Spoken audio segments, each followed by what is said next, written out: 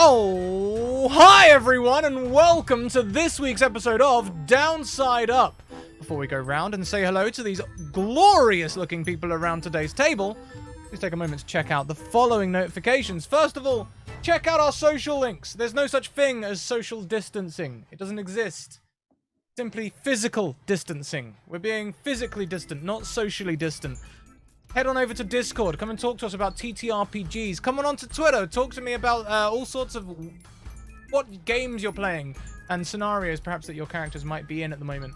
And YouTube, if you would rather fill up your time watching shows, we have thousands of hours of content on YouTube for you to go and check out. They're usually organized into seasons, about 36 hours long, about the same length as a television series binge. So, help yourselves. Check out our sponsors. First of all, we were just painting minis over in the Hero Forge 2.0 beta color mini creator tool, and you should go and check it out.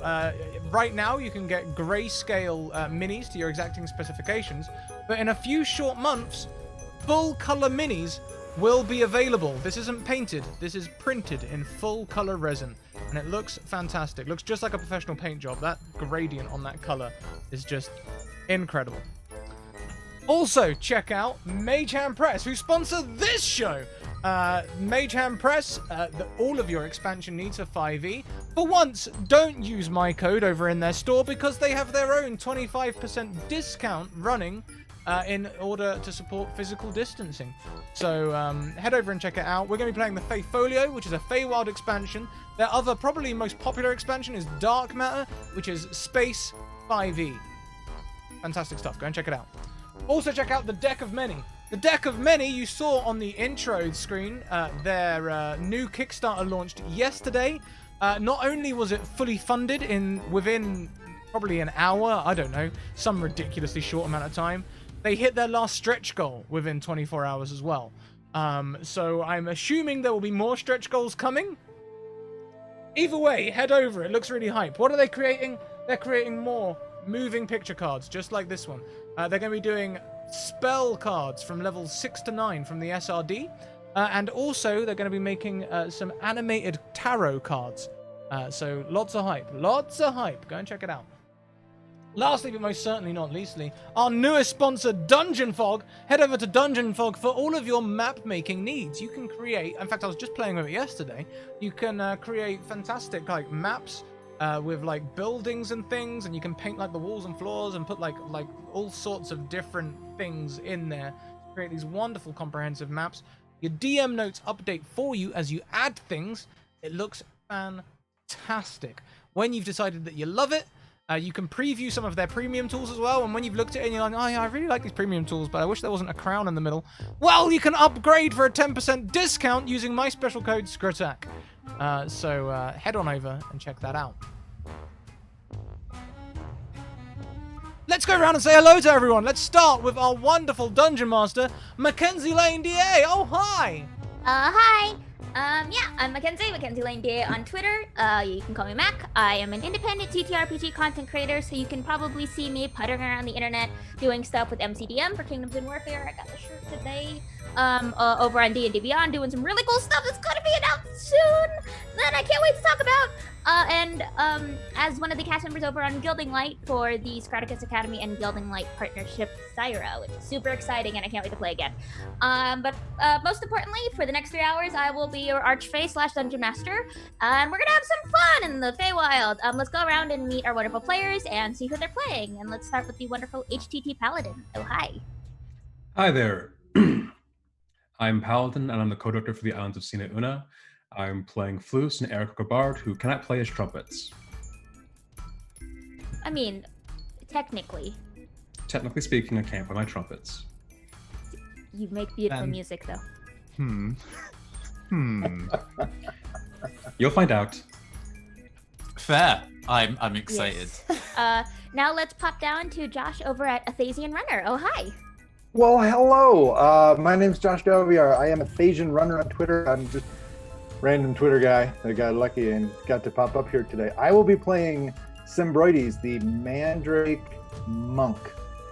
Ooh, Sucks at it. Unintentional alliteration. I apologize for that. No, never apologize. This, you think there isn't bad alliteration and terrible puns in this show? No, that's like 90% of this content. I'm in the right That's all place. we got. I am in the right place for that. I love it. All right, now let's pop down to the Neon Caster. Oh, hi. Hi, everybody. I am your androgynous android game show host from the future, Nathan Blades. Hello. I stream a lot of tabletop RPG content and write a lot of tabletop RPG content, but I can do my shill later. I am playing Keat Svedlimid, a satyr warlock. I remember the character that I made, who was once human, has been spirited away to the Feywild, and they are different now. Don't ask why. God, isn't that the mood of the Feywild? Speaking of was normal, then got spirited to the Feywild, and now just has problems. Scrat, who are you playing? We know who you are. Today, I'll be playing Frida Florag, known as Friday to her friends. She was an Azorius guard from Ravnica that got transported to the Feywild, but, yeah, the Feywild has a way of changing people, huh? She danced last episode. Yeah, she danced. Yeah. Is that rare? Yeah. Yeah, God, she's usually quite- yes. she's usually quite tight-lipped. Quite, you know, she was going for a promotion. You know, she was that guard. Oh, that's Yeah. fair. Yeah. That's Yeah. fair. Yeah. Speaking of last week, is there anything anyone else would like to say or add before we jump back into the Feywild, or shall we get ready? No, I'm ready. Let's go. All right. Go. So with that, let's jump back into the wonderful wild world of the Feywild.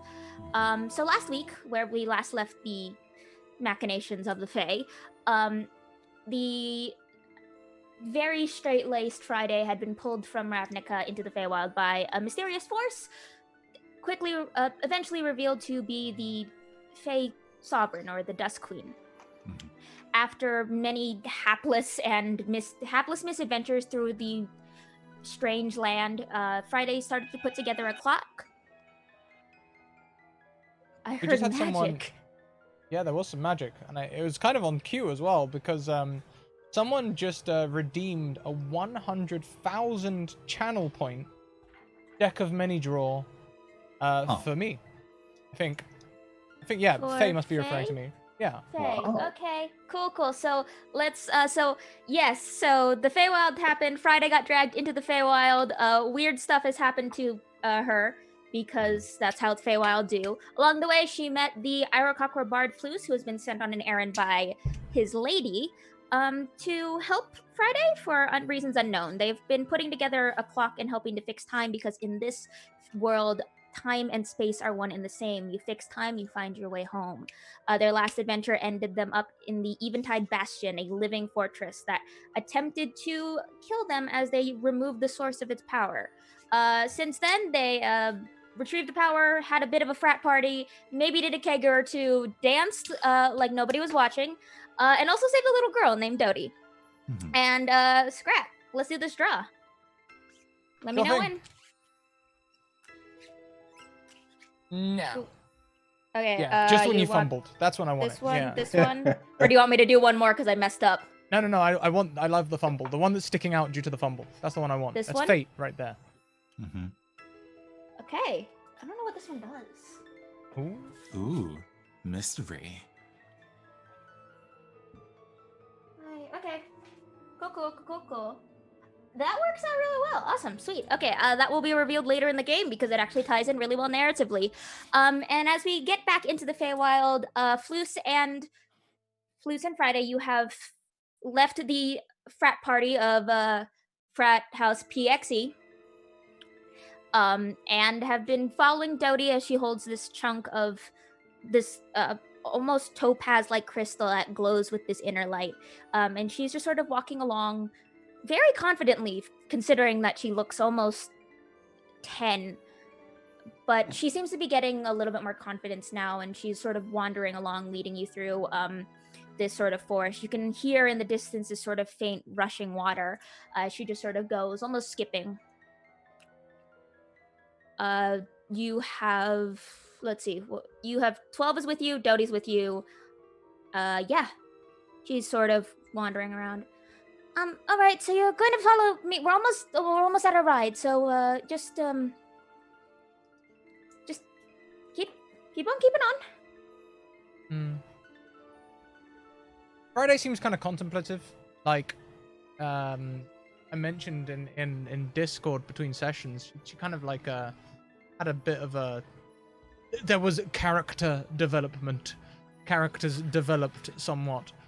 So she's kind of thinking a little bit.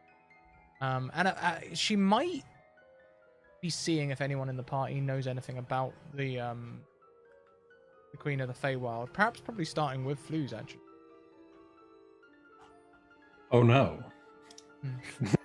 So, Flues, Yeah? tell me, do you know much about the Queen? Well, king, queen, jester, court, sure. Just curious, like, having actually met her, she wasn't quite what I expected. Did you come into the Feywild with expectations? I didn't really come into the Feywild with a clue. I just assumed you was some sort of, like, maniacal, evil person that tortured souls for fun, and then... That sounds like material plane talk. Well, I am a material plane dweller. Yeah, and you've seen how far that's gotten you so far. So maybe, I don't know, try and dance more, loosen up. I mean, so far as I've known you, we've crashed a party, broke out of prison, and, crashed a tower. And I did do a crime. You did do a crime. Ain't that adorable? A single crime followed by an even bigger crime. What was the even bigger crime? I think you've done about like 3 crimes at this point, Friday. You stole something, you broke out of prison, and then you destroyed it. You set something on fire. You set the entire bastion on fire. I'm pretty sure that qualifies Well, as arson. arson's like a minor crime. Like, fires happen. Yeah, I couldn't really do anything about the fire. I just ran. Yeah, that fire was wild. I have no idea how it happened. Flus says, turning his head away. And Luce, also, roll me a deception check, you sneaky bitch. That is a 16. Dodie looks at you, narrows eyes, and then keeps walking. You definitely feel the judgment of 12, the little mechanical bird who's like, I know what you did. I'm gonna point at Dodie and use a message and say, be cool. Okay, I can be cool. And I didn't really break out of prison. It was more doing that poor prison guard a favor. Sure. So I think the crimes of the material plane would be convincing someone else to do a crime with you. I didn't convince anyone to commit a crime. That sounds like material I plane actually talk. quite enjoyed staying in the prison. I would have stayed there for a while. It was quite nice. As places here go, it was kind of like a hotel. I mean, considering that I need to fly, that was the worst. You could have flown around in little circles. Yeah, in the 10 by 10 room. With an ensuite bathroom. Friday. I'm not gonna empty my bowels in front of a lady. There was a door. That's what the ensuite bathroom was for. I'm not gonna empty my bowels near the presence of a lady either. Some of us have manners. You two are weird.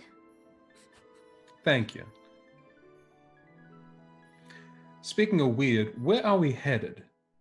Well, we're almost there. I think the dock is down that way. I sent 12 on ahead while you were sleeping off the rum. I did not partake. You definitely were hammering back shots of rum. I don't recall. Well, I do. I was watching because I couldn't drink. That sounds like a bold lie. I don't recall, and that's definitely not because of the rum. Uh-huh. Okay.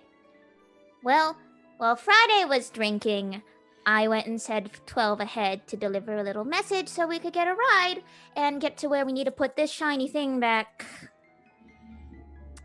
So come on. You should be coming. I'm a coming. And so Dodie sort of leads you down to this very, very broken and shattered dock. Like, it's like made of this almost darkish wood with golden veinage, but it's very shattered and broken, and you can see bits have been waterlogged. And she sort of stands on the edge, like on the very edge where like one of the planks is almost rocking, and she goes, "Oh, I see him!" And she just waves her hand. Right over here! And Keats and... Is it Sembroides? Chembroides? How do you say it? We'll go with Sembroides. Sembroides. Keats and Sembroides, from the deck of your ship, you can see this small child waving you down from the dock. Oh, I see. That must be them. Hold on. And the Keats like rummages inside of what would look like a cobalt blue military coat from the material plane, except for the fact that it's clearly been retailored. It's embroidered with lots of golden constellations, and the way that the tail at the back of it goes way too long is absolutely not military standard. But they pull a really, really long, like emerald green silk handkerchief from inside the coat and wave it around in the air, being, "Oh yes, we're here, we have arrived. Hello." Hey, Friday, question. Yes. Your uniform, it represents that you have some kind of authority, right? And like the more decorated your coat is, the more authority you have.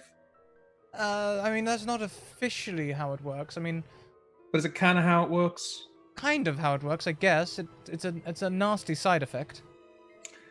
Yeah, I think this person outranks you. I think there's like a cut in the background, even though Keats does not hear this conversation, is just on the prow of the ship. Just as they get closer and closer to the pier. I mean, seriously, have you considered having a coat that nice? I mean, I never really wear a coat. I just do a breastplate. I mean, what is it? They're on a ship, right? It's ahoy. Isn't that correct? Do I look like I sail? Ahoy! Ahoy! You can call us however you like, really, just as long as you call me. There is an audible wink from like 100 meters away.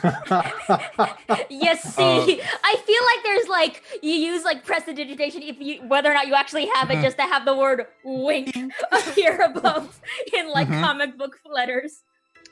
Floos does the, as if he just heard something nearby. And as the boat sails closer, it's a very elegant sort of boat with this almost very curved or swirling prow, sort of made of that same wood that is gold, that is dark wood with golden veinage. And as this boat sails closer to this dock, Keats, Sembroides, what do you look like? And then we'll go and see what, and then we'll describe what you see as you approach shore. Mm-hmm. So, you can go first, Sembroides. Sembroides is mandrake. So for those that haven't looked at the Fiend Folio, it's essentially like a fey version of a treant or ent, for a short version of it, a big like plant person. He is probably about 7.5 feet tall, kind of gnarled, withered, dark brown bark with hair and maybe the equivalent of like shoulder hair and back hair in terms of like leaves or moss, and it's more of a pine, like a pine needle. If anybody knows what a pinon is, or a pine nut, this is the type of tree that Sembroides comes from. Sembroides is actually the Latin name for pinon. Sembroides, the Mexican pinon tree. Mm-hmm. Which is where that came from. But I figure he's kind of gnarled, kind of dark. You know, this is like a desert plant, a desert type of thing. So he's kind of gruff, and kind of the crotchety old grandpa of the group who maybe likes to throw a prank in there every now and then that makes grandma mad. And yeah, I think that's it. Mm-hmm. Nice. I like the fact that they refuse to landscape their own back ferns. That's amazing. And it is literally landscaping your tree. Mm-hmm. Exactly. Keats Fedlimid is a satyr. Big curled horns in the front, party in the back. In fact, they do have down to their butt long dreads in a kind of sunset fade. There, as I say, they have a military jacket, very humanoid, actually, just very, very human-esque. Although I suppose Friday, being from an entirely different plane, wouldn't recognize it, you can tell that this is some horrendous bastardization of some kind of military coat. They have they have a violin holstered somehow by their side. And they are 110% too much. And as you and your excessive muchness sail towards shore, what do they see as they approach shore? Floos, let's have you go first. As we approach, or as they approach? As they approach, what do they see standing on shore? You see this Aarakocra looking like a pigeon, but with pink feathers, pink and white feathers, wearing this very long, dark blue overcoat. You hear some kind of, you can see this glint of metal just underneath the flaps of his coat, and he's just kind of strumming along on this lyre as he walks forward. He's got a very long, wide-brimmed hat that's covering part of his face and beak. And every now and then he just kind of glances over to Friday and back over to the shore. And last but certainly not least, Friday, what do you look like? You are muted. Friday is tall, 6'2" in heels, and wearing very much like the sandals and the leather pleats skirt style thing, almost very centurion looking. Romanesque style armor, very shined brass breastplate. He's got like a gray blue skin tone. It looks like she might use a little. No, I mean, if we're going to talk makeup, I mean, looking over at Keats, there's nothing going on here, but there's a slight contour going on. You know, she's not going nuts, but a slight contour.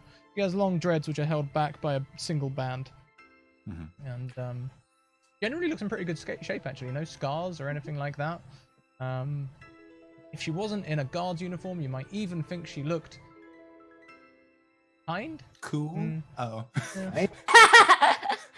You also see standing at the very edge of this dock this small elven child, maybe about 10 years old in human years, a kind of this messy hair, dark and scruffy, almost curly, and a very raggedy sort of like dress that's like, it's not like super torn up, but it's like down to her knees, a little bit ripped. Floos?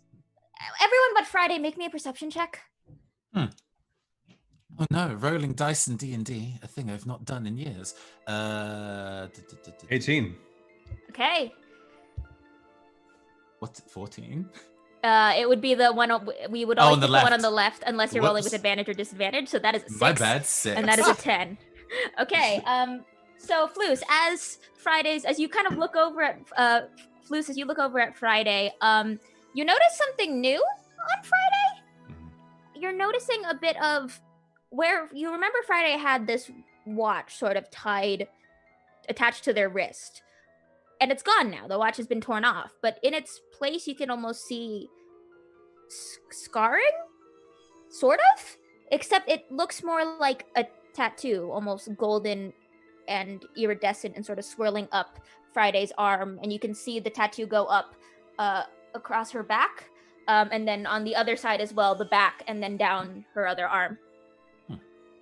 She did not have that before you started drinking rum last night. Before she started drinking last night. It definitely must have happened overnight. It wasn't like something that happened. It seemed like you might have remember seeing a little bit of it start seeping up and just like creeping up during like the chaos of escaping from the bastion. But now it's fully like taken over her arm. It doesn't look malicious, but it definitely looks new and not Friday style. I kind of just stand in the way of our little group in the road. Hey, Friday, did you really trust some frat boys and gals and such to tattoo you while drunk? Oh, I didn't go that crazy, Bruce. Well, I mean, I hope so, but you're not supposed to, get tattooed while you're inebriated.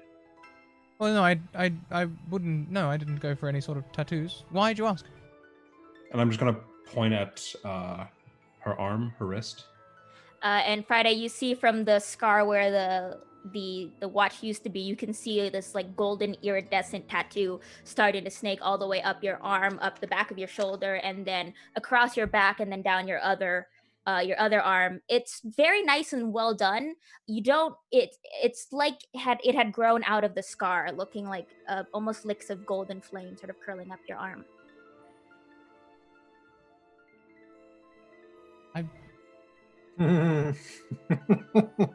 Wonder. Maybe something the Queen did while she had me in captivity? Also, Friday, you get to bump your AC up to 18. Beefy. This is fun unearthed arcana tattoo stuff. Really? To 8? I get 4 additional armor class? Yep, this is a very rare barrier tattoo. Because, you pulled the sweet sun. Oh my goodness. You just stop pulling good cards, Scrat. I've only gotten to use the void on you once. Stop that.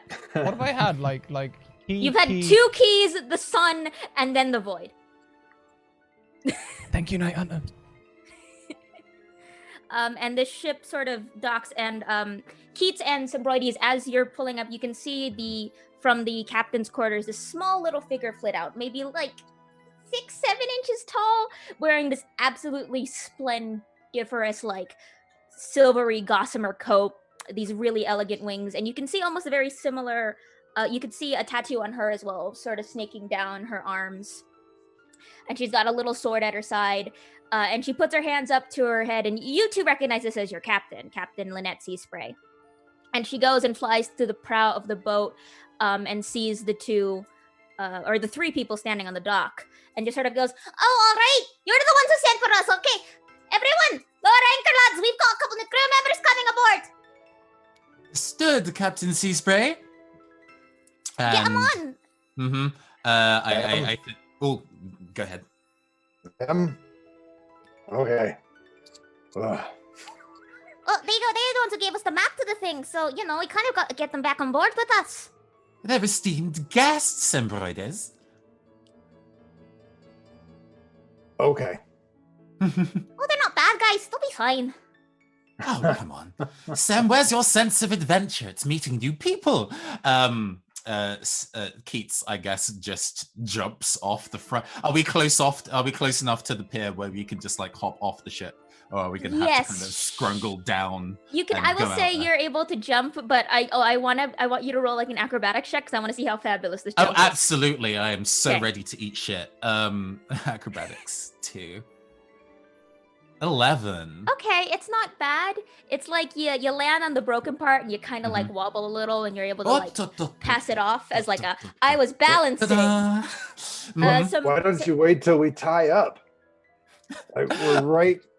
We're right here. Well, while you're tying up, I can introduce myself to everybody. Well, grab the lead line and tie us off, right? Oh, sure. As they kind of like wave dismissively behind themselves as they entirely ignore that command and walk towards Friday and first. Hello. Nice to meet you. I am Elaborate Bell, Keats Fedlimid, resident violinist, duelist second, and general punching bag for my master Morgan. How can we help you today? I will bow in return. Mm-hmm. And we're on a mission to fix time, Keats. Oh. My name is Friday. This is Floos. It's nice to meet you, Floos. It's nice to meet you, Friday, and it's nice to meet you. I'm Dodie. Sorry, I was the one who. Your captain got a letter from me last night from Little Bird dropped it with the key and stuff. Dodie, an absolute pleasure, Well, I must say, Friday, it is delightful to meet another human for a change. Keats is very visibly a satyr. Yes, this must be a pleasure. You don't meet many humans, Keats? Oh, absolutely not. Usually when members of the Grim Court tend to take humans over, they don't tend to last very long. They play one round of chess and it absolutely goes to their heads. They lose their heads and then we have to find new humans. Huh? You see Dodie sort of tug your coat. You remember Grandma 3? Yes. That was kind of her deal. Grim Court. Oh. You seem so sweet. It takes a person of strong stuff to be a duelist second for the Grim. I've managed to maintain my winning good looks so far. Indeed. Pose. But no, enough about me. About you and your delightful lyre playing companion. Well, it's mighty fun to meet you. Did you mention you play violin? Oh, indeed. The violin is to their hip, but they snap their fingers and it appears in their hands. I can't tell you how much I appreciate meeting another fine musician. The last ones I met were stuffy. Oh, well, being inflexible is usually the realm of Symbroides up there. As you're talking, Dodie is sort of just like ducked around you and is hopped on a deck. She's very small, so when she hops on a deck, it sort of lands on the edge like this and then like scrambles up. And so this tiny child has come over to try and help Symbroides and the captain sort of lower anchor and raise sail and all that stuff. She looks far more capable than, her age would give away, but at the same time, she looks very baffled by what ship things are. But she's sort of like, yeah, they're still talking. Can I just help? That would be much appreciated, because if we let them talk, they're just gonna talk. Well, wait till they get the trumpets out. That's been interesting. Oh God. Okay. Yeah. I technically just met them. It's been pretty wild so far. They're pretty good, but having outside help is always nice. Yeah, let's get the ship going. I believe the captain. You got my message, right? And then the little sprite sort of nods and flits off into her captain's quarters. Yes. So there's going to be a little bit different than usual. There's a key and a map, and you seem like capable treasure hunters, from what I've heard. I mean, I'll go look for some treasure.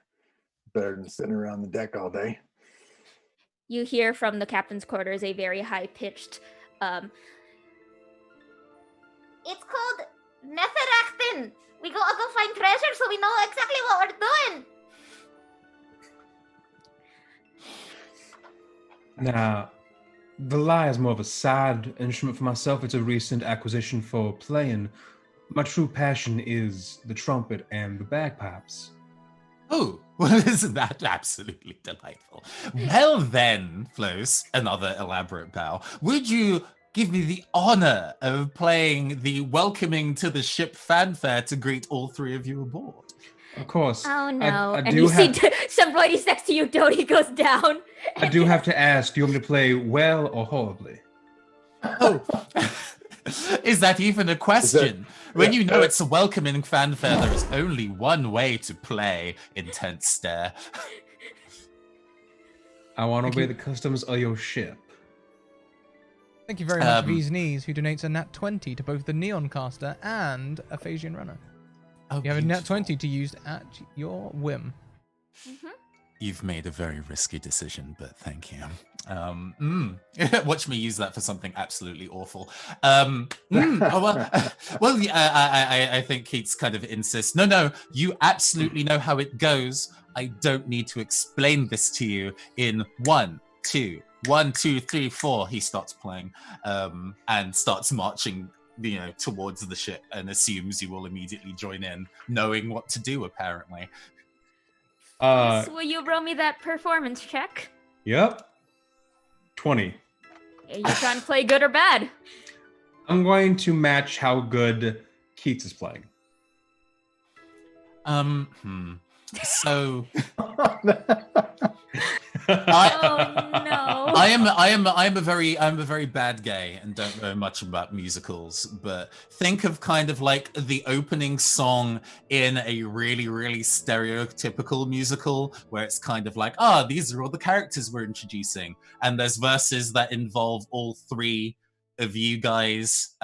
He kind of has to flub the character archetypes that you guys are because he doesn't know you, but it's very much an opening to a musical kind of performance. I just have Rent, the opening song to Rent, on full blast in my head right now. Ooh, that's a choice. Help. But let's go with that. Let's lean into that travesty. Ooh, today it's slander rent hour apparently. What do you mean hour? Yeah, You're right.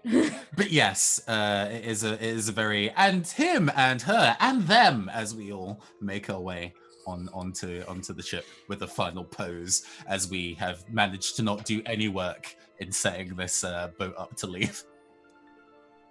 Right. I figure it's just been Symbroides and what's the kid's name? Dodie, thank you. I forgot to write that down. And they're like up there hauling in the bow line, and Symbroides is just like, I may not look like I have ears, but I do. But I wish that I didn't right now. I mean, to be fair, you should have heard the dwarf doing the techno music last night. That was interesting. Scrat. No, I just remembered how I'm trying to think, trying to accurately describe the emotion that Paladin displayed when I revealed the kazoo. Speaking of which, except not really, Scrat, Friday, what are you doing as this performance is happening? Oh, Friday, she's probably trying to just be as helpful as possible. She doesn't have an ear for music, so this could be good. She thinks it must be a good expression of self, right? That's people say that a lot. They must be expressing things. It's good. Your verse does describe you as neat and well kept together, and that's all that Keats managed to glean.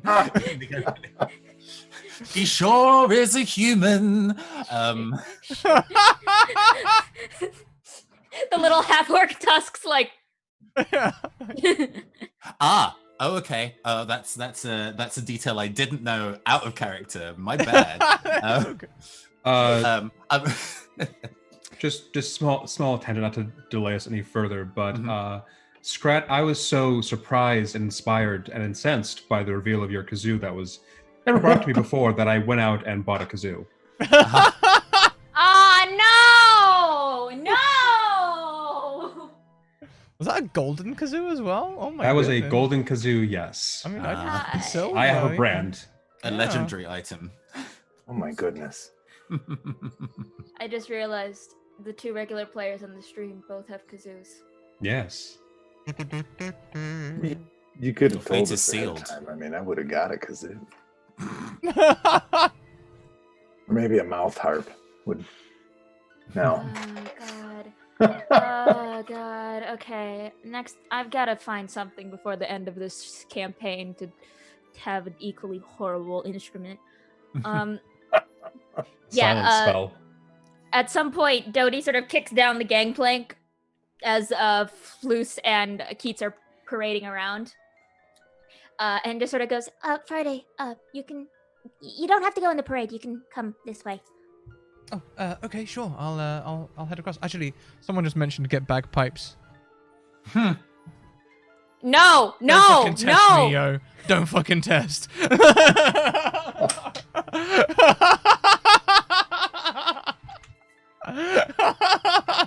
I I haven't figured out how to play them yet. My upstairs neighbor's gonna hate me. I want you to know that. I just shared a link to a picture of Friday that we made in Hero Forge. We made a mini. I've shared it in chat and things. So that's kind of what she looks like. Yeah, looks great. I assumed because Azorius Senate, you would likely be either human or Veldarkan, and you didn't say you had 6 fingers, so I made an educated guess. No, she's y'all. I have panpipes. Ah, nice. Heck yeah, good choice. Got a lot of wine They bottles. Terrible. I will get a squeeze box. Nice. God, this stream is just gonna devolve into how many terrible musical instruments can we cram? I was gonna say this is going to be a musical by the end.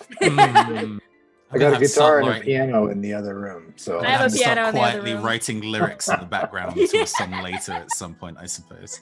We had a bunch more donations coming from chat. Thank you very much, Vivacia, for gifting an advantage to both Keats and Sembroiders.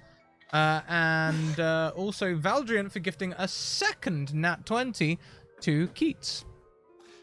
You guys are in for a rough time, but thank you. As your wonderful song finishes, the captain sort of comes out of the captain's quarters, sort of dragging with her 2 things that look way bigger than she is. It's a rolled up scroll in one hand, and then a really rusty key in the other. And she sort of flies up to Friday, and waves.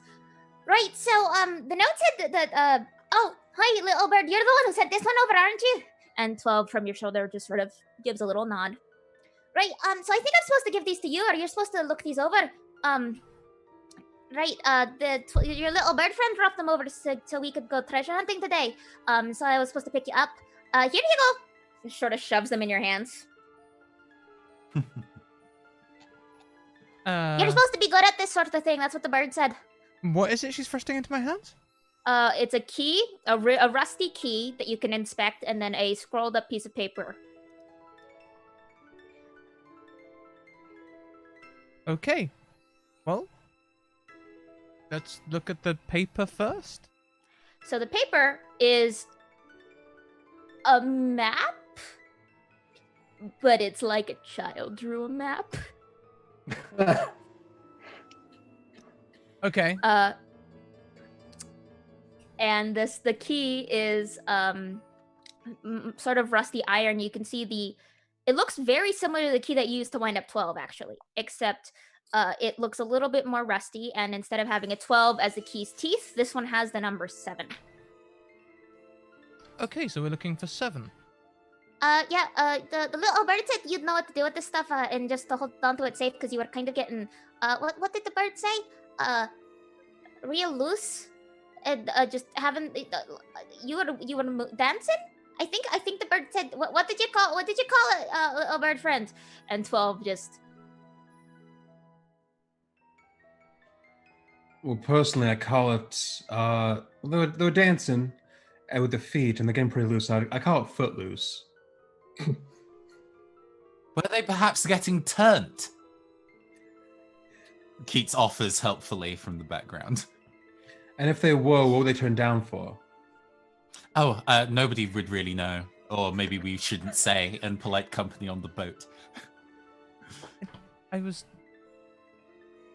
just having a little dance. I mean, I don't think 12 or anyone else would... Is it wrong with a little dance?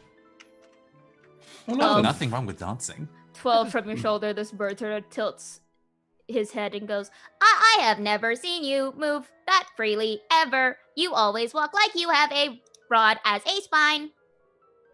I'll have you know, I walk very fluidly. I'm very good at fighting.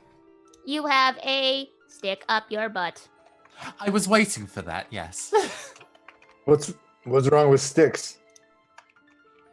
Nothing when they're on trees. Right. Also, you're mad tall. I've been around a while. You're very pink. Yeah. I grew that pigment myself. Thank you, kindly. That's impressive. He like reaches up onto his shoulder and pulls down a pinon, and you're like, there you go. You can have that if you want. Birds like that stuff. Indeed, they do. And I'm gonna just go and like hand you a few feathers in return. Sounds good, there, shipmate. Indeed. I believe I have been given an advantage specifically to fight the horde instruments. What do you have against my trumpets, huh? Hey, I'm just passing the message on from Pratt. Don't look at me. Mertorial, I'm gonna remember that name. Write that down. Write that down. Please tell me at some point you animate all those trumpets, and then you can be your own final boss. No, that would be understandable. I think it was more the kazoos. Okay. Friday, can you roll me a perception check just for funsies? Certainly.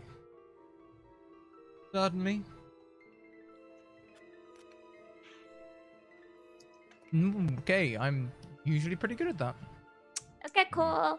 I think this is materializing as Friday is feeling a little self-conscious. Like she was just, letting loose a little and she's feeling a little judged. You definitely feel like 12 vibrate a little as like the bird, like the tiny mechanical bird equivalent of a laugh. Not like a mean laugh or a spiteful laugh, but just sort of a, I said something rude. I said but sort of reaction. It's gonna be a long trip. Indeed. Have a look at this map then. So it's a very childish drawn map. You could definitely see it was probably drawn by Dodie from memory. If you want to, you can. Okay, so I'm trying to think how to figure out how we're gonna man the ship as everyone's on board. And the captain sort of goes, all right, so I'm going to need someone up in the lookout, and then I'm going to need someone actually steering the ship, and then a couple of people like manning the cannons and stuff to then just, making sure all the sails work.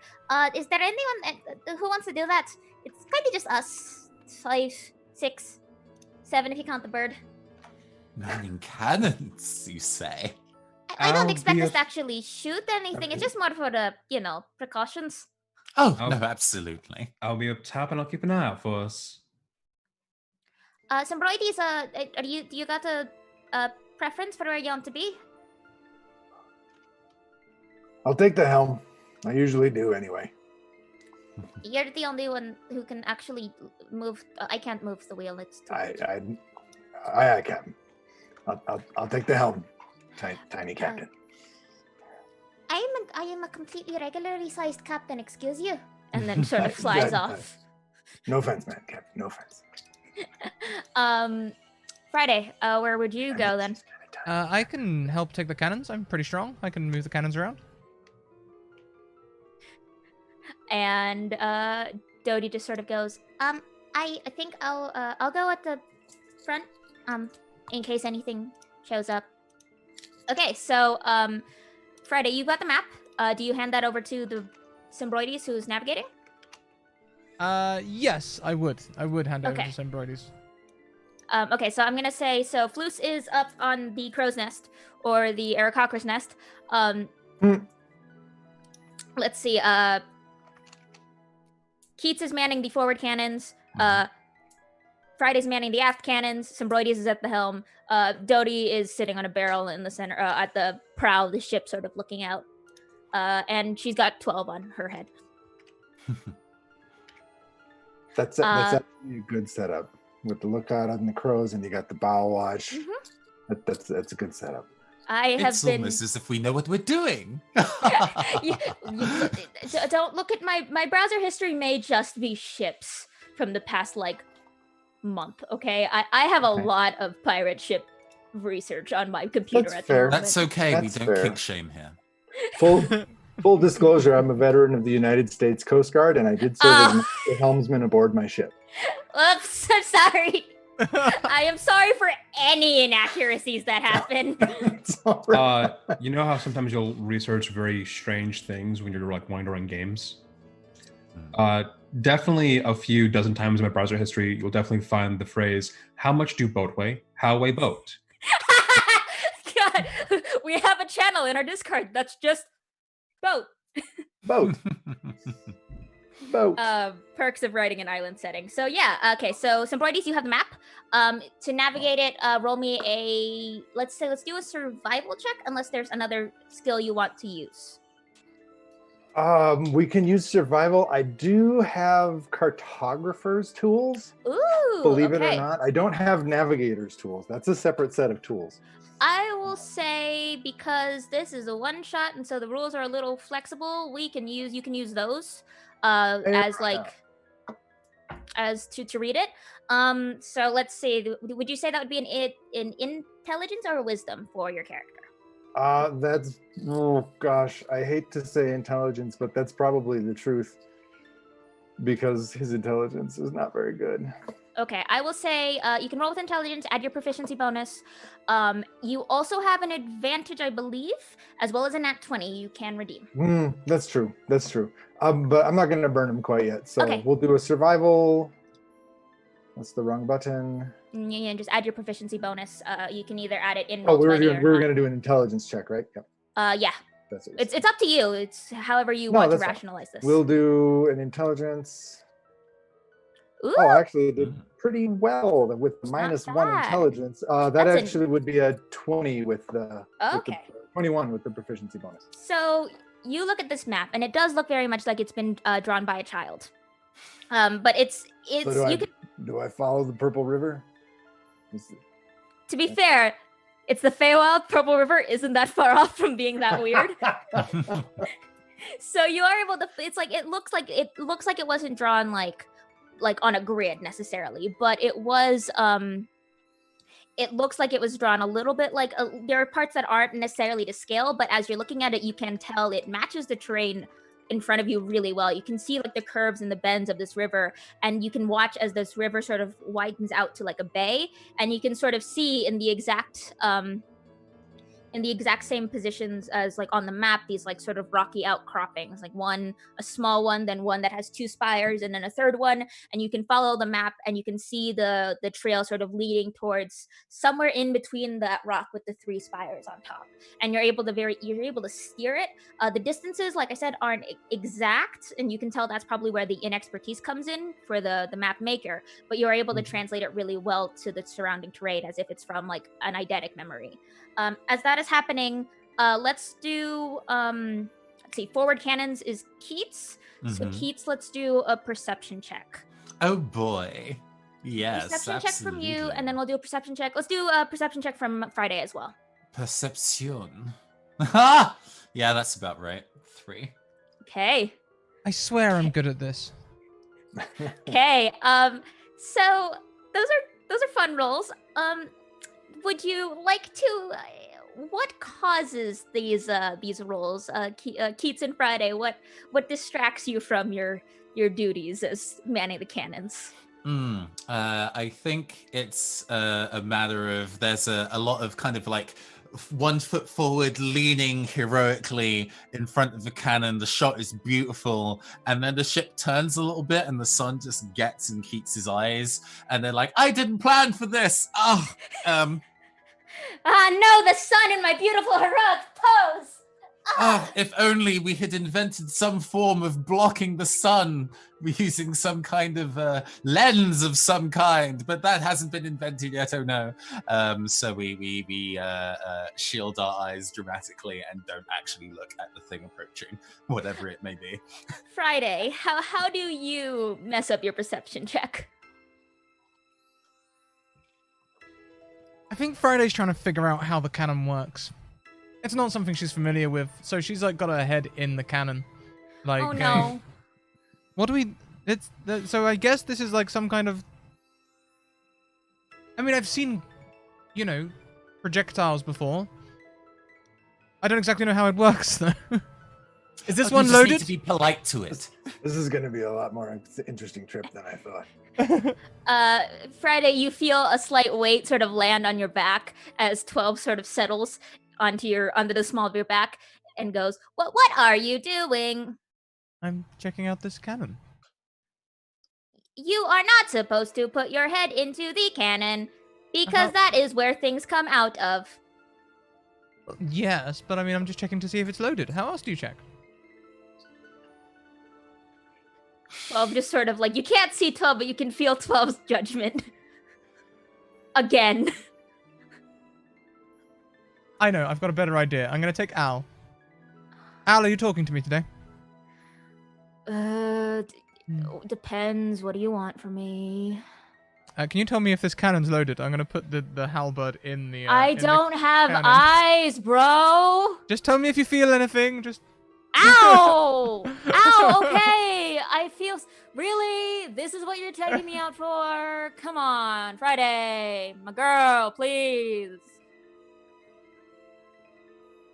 Yes, the cannon's loaded. Can you put me... I hate this. Get me out. Thank you. Well done. You called me... You didn't call me bro.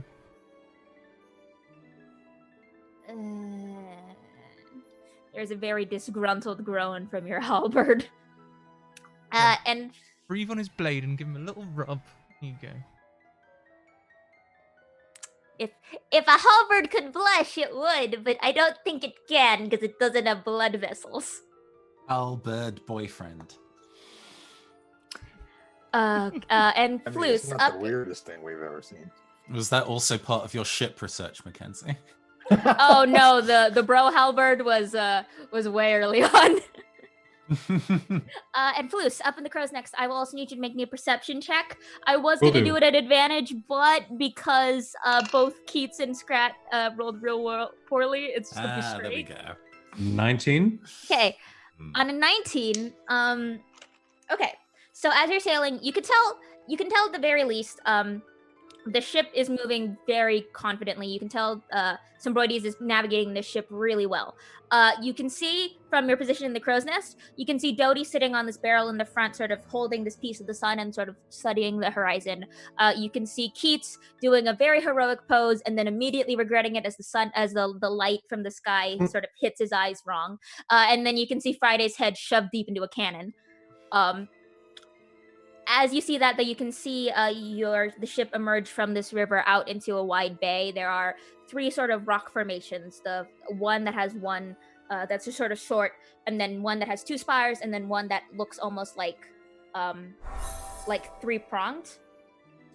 And you can see the ship sort of heading in that direction. As you approach that, you do see a couple blips in the water, sort of this whitish foam. You can feel this cold wind sort of rushing against your cheeks, beak, feathers, and you can see in the water, you can see what looks like white crustings coming from maybe a pod of whales or a pod of or a school of fish, or you can see something swimming towards the boat. You can't make out what it is, but you can see the white crest of the waves as it's coming towards you.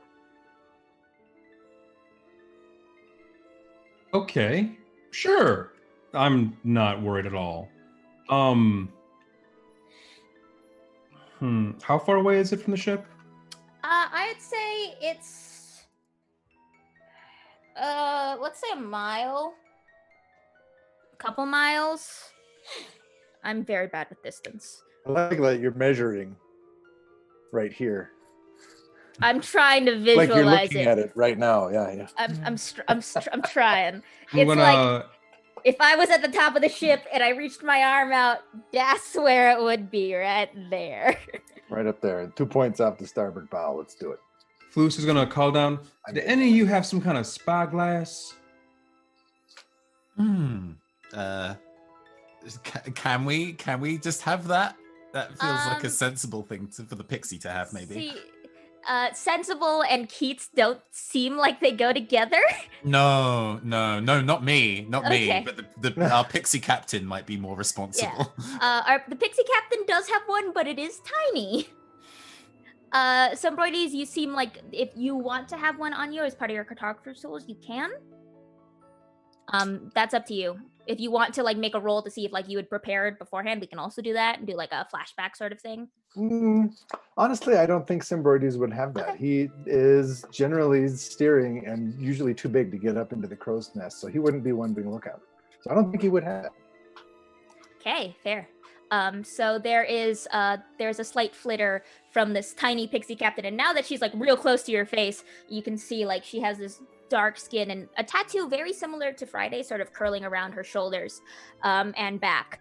This sort of long gossamer coat and these iridescent wings, and she sort of goes, "I've got one right here," and she hands you a spyglass that is the size of your like fingernail.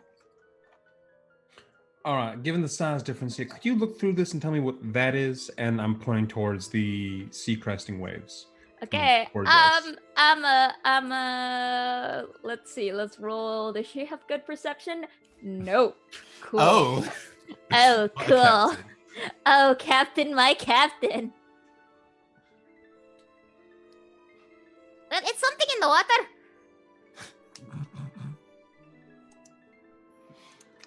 Yeah, I can tell.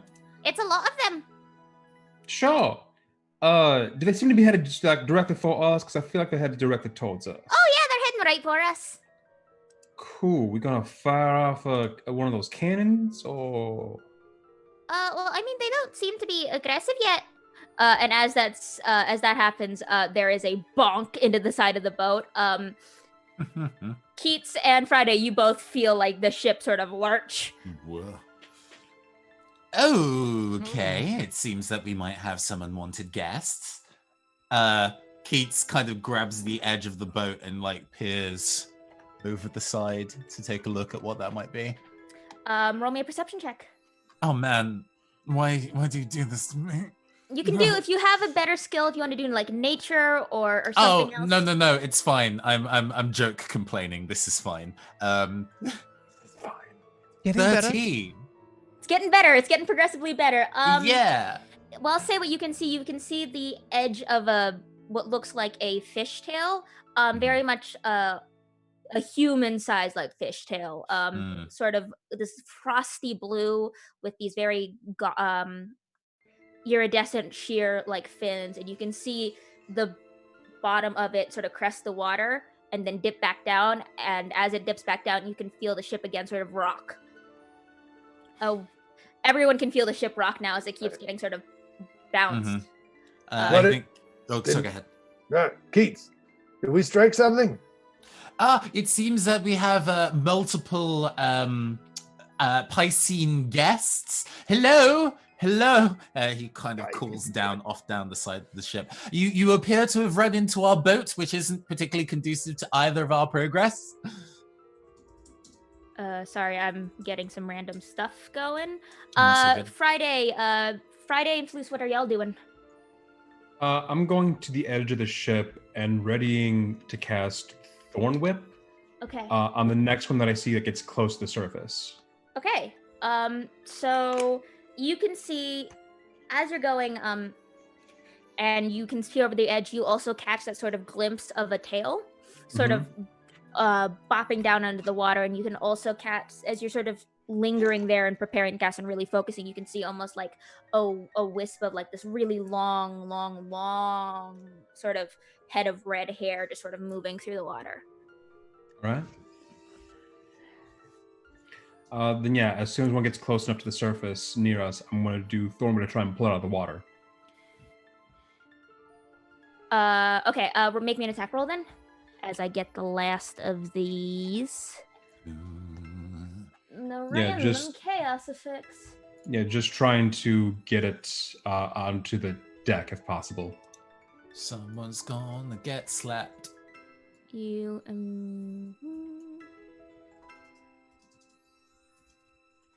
Okay, give me that sweet roll. 25. Ooh. That's with your rapier. Oh, my bad. 20. Good throw. I like it. Same bonus either way. Fair. That will hit. I did not change the name of this sheet, but yeah, that will hit. Okay. 12 piercing, and they are just automatically pulled 10 feet towards me. Okay. I'm really hoping it just gives them momentum to get like onto the deck of the ship. Okay. If possible. Because okay, you did a successful hit. You did you hit the thing, and yeah, that does hit. So you get this thing by the edge of its tail, and you pull up, and you can see like as you yank upward 10 feet, you can see what looks like a piscine, like a fish tail from like the waist down, and the upper body is the torso of a woman with very, very, very long red hair that even out of the water seems to move as if it is floating. These very brilliant dark blue eyes sort of looking at you, and sort of these scales kind of running up her arms and her torso. And she just sort of, as you pull her up, she just sort of looks at you very curiously.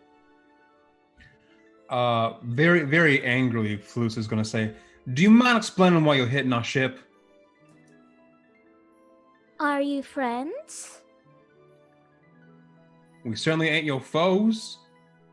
Well, have you come to play with us? Can I roll, I guess, an Arcana check to see what she means by play? Sure. I have a disadvantage though. You can use that. Oh. Cool. Oh. For Arcana, I have regrets. Well,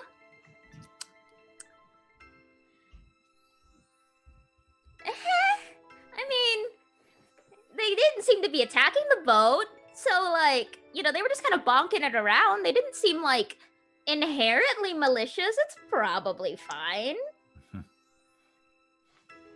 Is that at a general boat audible range? Do we hear everyone hear Yes, I will say yes. Mm-hmm.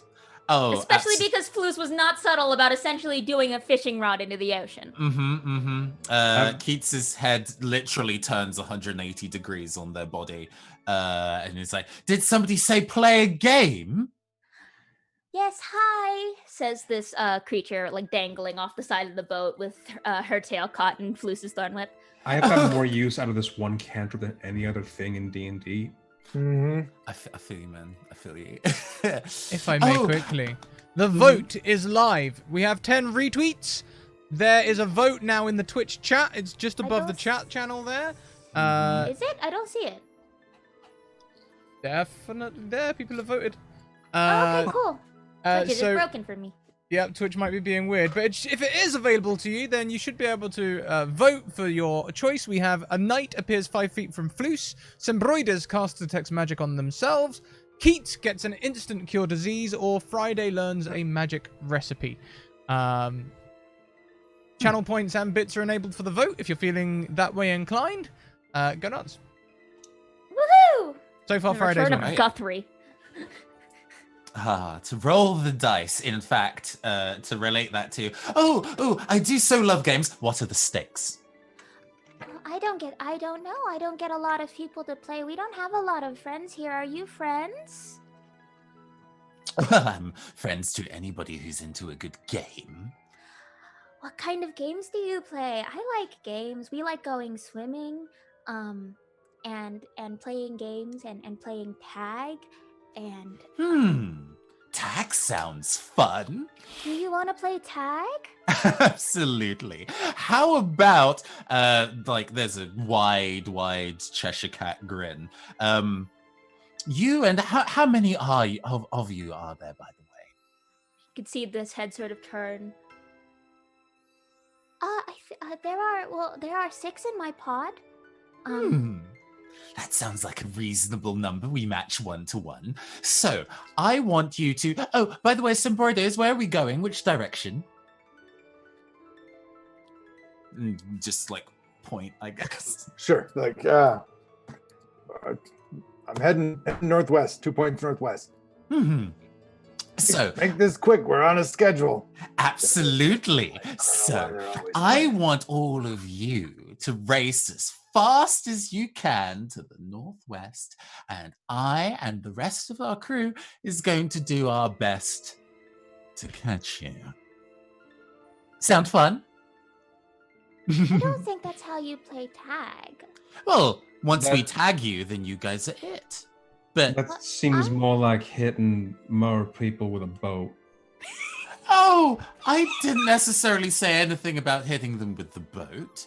That would be mean, Flows. How else will we be tagging them, really? Keith smiles at you and says nothing. Why don't you come into the water and play with us? We don't get a lot of friends. Oh, unfortunately, I'm not one to get this outfit dirty. My bones are hollow. I just float. What about I'm you?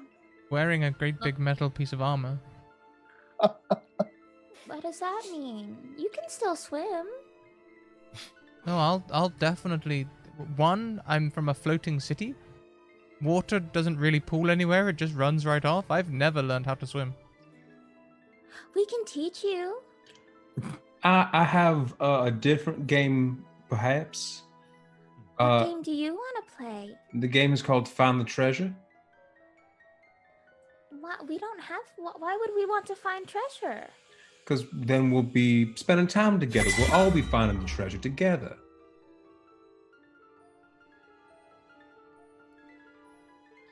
I keep seeing Scrap make heart hands and it's throwing me off. Could I roll Advantage for persuasion check on this? Yes, roll me persuasion to persuade the mer people to help you find treasure. If you want, if you're finding the heart hands distracting, I'll tell you what I'll do, Mackenzie. I'm gonna put in the Zoom chat the link to my notification sounds.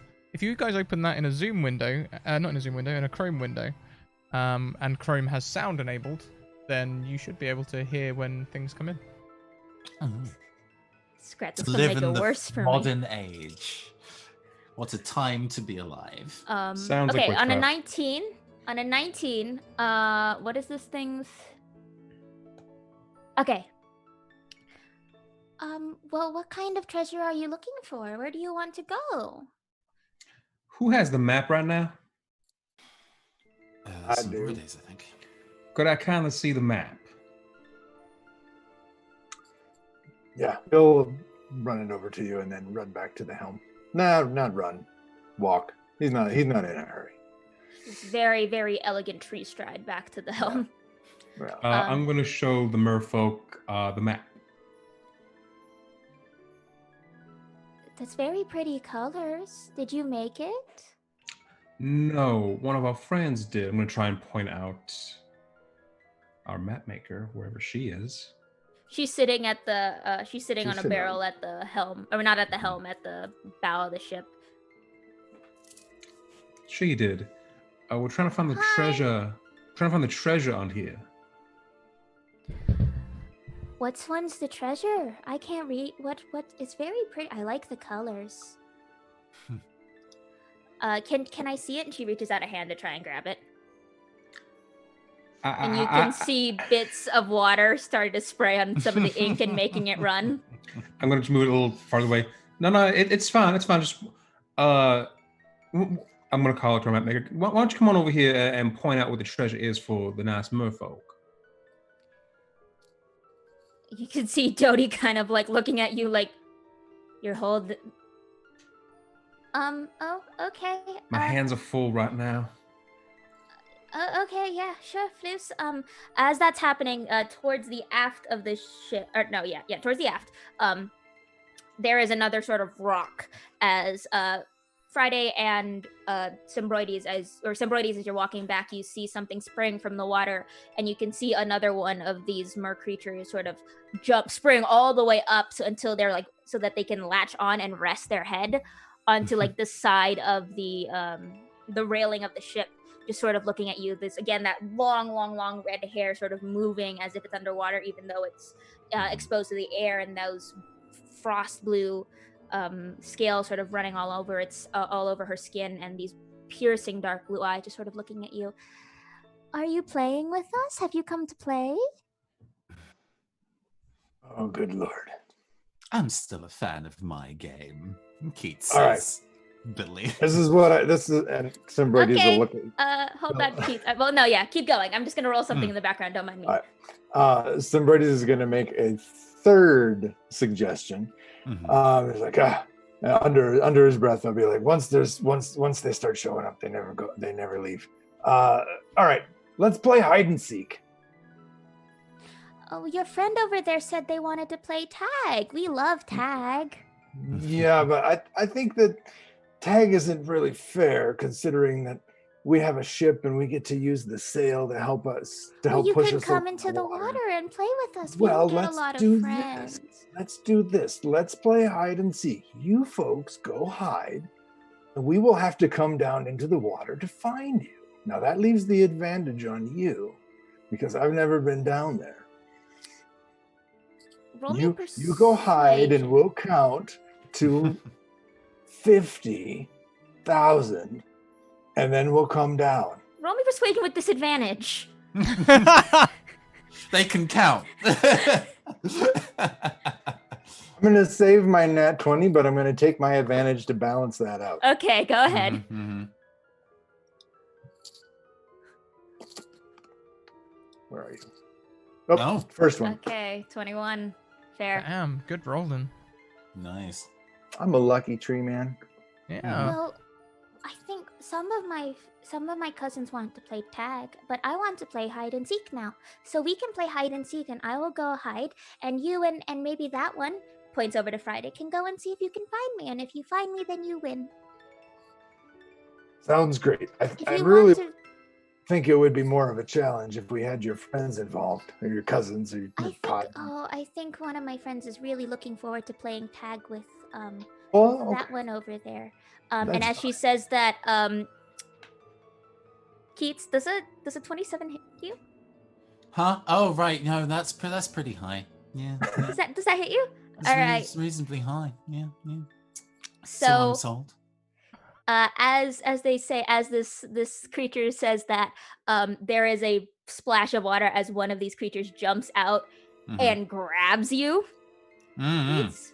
You can feel their cold hands grip onto your arm, but you could also feel their hair just sort of wrapping around you and plunging you into the water. And as you go down and you can feel that cold rush of water sort of envelop you, you can hear this creature go, "Tag, you're it."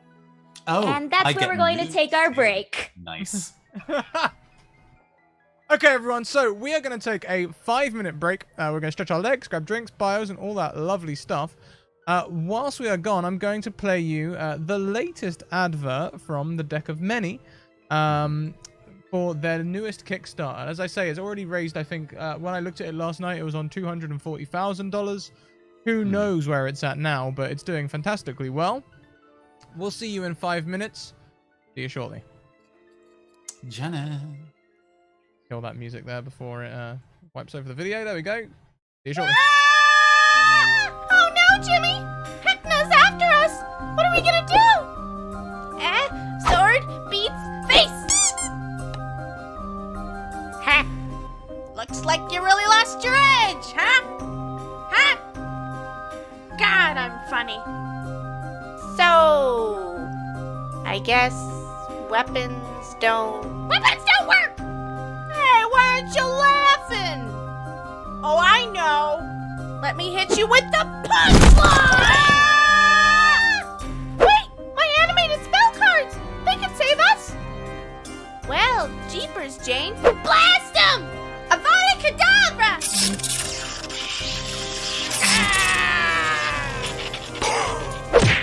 Right in the funny bone. Bleh. I really don't like that guy. We did it! Yeah! Defeat your greatest foes with the most powerful spells. Animated spells are back, with level 6 to 9. Each spell card features 8 frames of looping animation that makes the spell come to life, and contains all the spell details on the back.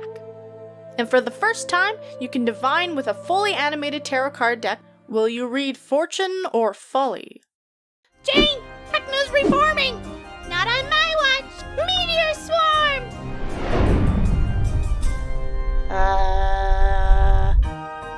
Go to animatedspells.com and back the Kickstarter today.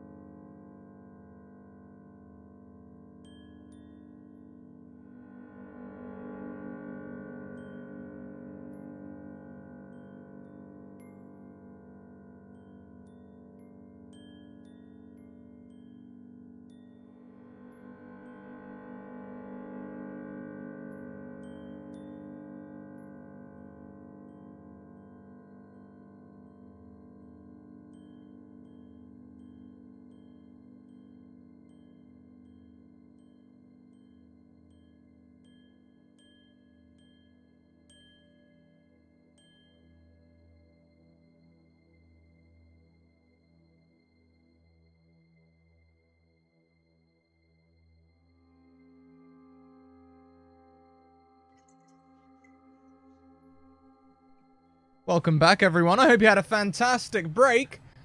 We're here. That video was the deck of many new thingy video to advertise their level 6 to 9 cards and tarot cards. I hope you enjoyed it. I'll hand back over to Mackenzie. Okay, so last we left off, one of our party was getting plunged into a water by the Rusalka, and the others had convinced them to play hide and seek. And you're attempting to show, and another one is attempting to show Rusalka a map, and it might be getting the ink wet. So who wants to go? Who wants to resolve their issue first? Well, I guess we can probably start the combat round last of the things, because Well, Symbroides is probably the simplest because he's going to do what every parent has done and not count and just go along my way and let them wait for me to come and find them. That was not my plan at all, to actually play hide and seek. I just wanted them to leave so we could leave. Okay. So this Rusalka is looking at you and Friday, and the Rusalka kind of goes, "Wait, can you two breathe underwater? Are you able to breathe?" I clearly saw Keats get pulled under, right? Yes, everyone saw Keats get like, yoop, over the side. Looking at the Rusalka, none of us can. Is your friend gonna bring my friend back up? They're playing tag. They can't breathe underwater. They're gonna drown. They'll be fine. You do know what drowning is, right? They're just a very blink, blink, blink, blink. They're gonna die, and then they can't play tag no more. Oh. Well, that just means they're not it. We'll find someone else to be it. Could I roll something to kind of gauge the intelligence of a Rusalka? Sure. Nature? Or I guess this would qualify as Arcana? 12. Well, they are sentient and they can talk, and they know enough about games. They don't seem inherently malicious, so it may not be... They don't seem malicious, so it's not a willful... what is it? Willfully leaving out information. Okay. Look, we can't play any games if my friend dies. Could you please get my friend back up here? But they're playing. The game's gonna end really fast if my friend dies. Oh, that's okay. Then we'll just play with one of you and you can be it. If my friend dies, I'm killing you. Please get my friend back up here. That doesn't seem very fun. None of it's fun. Please get my friend back up here. Can I roll persuasion? Roll persuasion. Sorry. While this is being said, shoot. Friday's been being a bit quiet. Can Friday kind of be wheeling the cannon around to face the... I didn't think you were gonna finish that sentence, and I just thought Friday was just wheeling the cannon around deck. She was like, new. No. To face the... What's it called? Rusalka? Rusalka. Yeah. Just sort of kind of casually... Yeah. Roll... You know what? Because... Symbroides has really garnered their attention with the hide and seek proposition. You can do this. You can aim it pretty much right directly where the Rusalka that's sitting talking with Symbroides, and talking about how they're going to play hide and seek. You can roll this cannon and face them no problem because they are enraptured by Symbroides' proposition. Anything else you want to do with the cannon? No, I'm just gonna wait. I'll wait on Flooz's go. Flooz seems to be getting ready to start stuff. Flouz is good at talking. I'll let Flouz talk. I just wanted to have this set up. Okay. So that's a 12 on persuasion. Ooh, that's really low for you. Yeah, it is. It's almost as if I rolled a 2. Tell me how you flub this. Just looking at Flouz is getting actively flustered and is just tripping over his words out of just rage. Okay. He goes, "Oh, that doesn't seem very fun. I don't like killing. I don't like, murder isn't a fun game. I don't want to do that. We don't get people to play. And if you don't bring my friend up here, y'all will have killed him. Y'all will have murdered him, and no one's going to have any fun." So... I think a thing is kind of going on while this argument is occurring. An interesting thing that Keats happens to have, which is a spell from the Fey Folio, which you can purchase in the doobly-doo I don't know how to do shills, so I won't try. It's in chat right now. But there is a spell that they have called Vanishing Trick, which I think I can broadcast into the Roll20 thing. So let's see if I can do that. Does it say everything? I wonder if there's a way to get it to broadcast it. I'm not quite sure if I can. But it basically, it's a reaction. Okay. Vanish, I'll read it aloud instead. Yes. Vanish in a puff of glitter. When attacked, cast a spell to teleport to a space within 5 feet. This may cause an attack to miss. At higher levels, increase the teleport distance by 5 feet per spell level. Okay. So because I'm a warlock, I automatically have to cast it at level 3, so I teleport 10 feet instead. Because I know that we had the dramatic cut into break when the attack occurred. I like the fact that this kind of happened maybe in flashback or off camera while everybody's like, he's dead, he's dying. Where is he? I can't see him. He's dead. I think because we'll extend the range on the spell. I think it's because you can teleport 10 feet in any direction. If you're underwater, you can still teleport 10 feet into the hold of the ship through the wall. So you're still in the ship within range. You're just not on deck. Yeah. So I like the fact that with that information kind of put together, while this argument is going, there's a picture-in-picture of Keats kind of upside down in the water being like, well, that's not fair. And they snap their fingers and vanish from the water. And while everybody's kind of arguing about my friend is going to die, Keats just kind of walks back up onto the deck again, wringing out their dreads, being like, oh, we've already started playing. Okay. Huh. That's fun. Did you play the one by Symbroides is sort of oh, did you play tag with my sister? I'm it now, which means that I get to tag one of you. I'm playing hide and seek. Go tag her. She's playing with the one with the pink one. Oh, is there another Rusalka also on deck? There is one Rusalka that is currently being dangled by Thornlip. There is a Rusalka that's sort of perched onto the side on the aft railing of the ship, talking with Symbroides, at which Friday has non-subtly pointed a cannon at. And then there's the one that jumped and tackled you, but that one is still in the water. Yeah. So the one that's suspended upside down is still up for tag, huh? Yes. Okay, cool. So it seems that I'm tagged now. And by the way, I'm not just a violin player. I'm actually something of a singer as well. Let me demonstrate.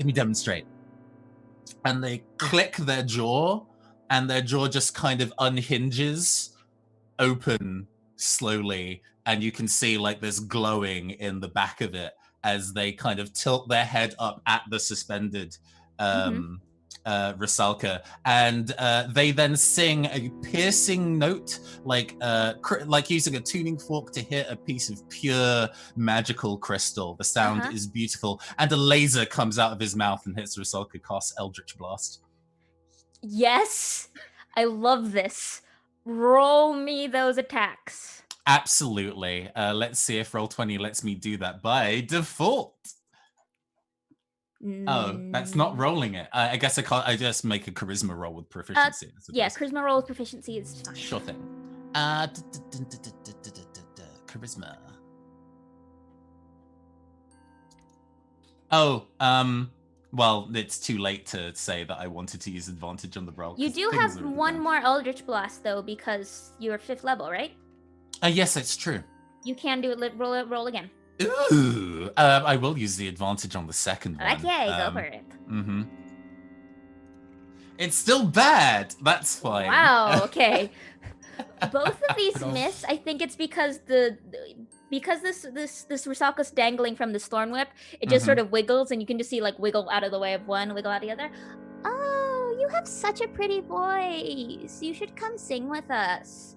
As this is happening, the one over by Sombroides is sort of like reaching out a hand, like, well, come here if you want to play hide and seek.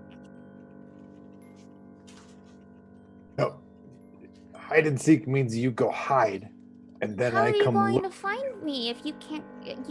I'm going to hide very deep, and I don't think that's fair. My But, sisters you may know, think it's fair, but I don't think it's fair. I think I'm up for the challenge. I wouldn't want you to be kind, inordinately kind to me. You go hide, and I will count, and I will come find you. What about your friend? Does she want to go hide with me too? Looks over at Friday. I'm just holding the hilt of a sword near the cannon. Really weird. Why is there just a hilt? Do you want to go hide? It's not fair if there's two people on the seeking team. You should come hide with me. Well, you take your friends with you, and you go hide, and then when we find you, we get.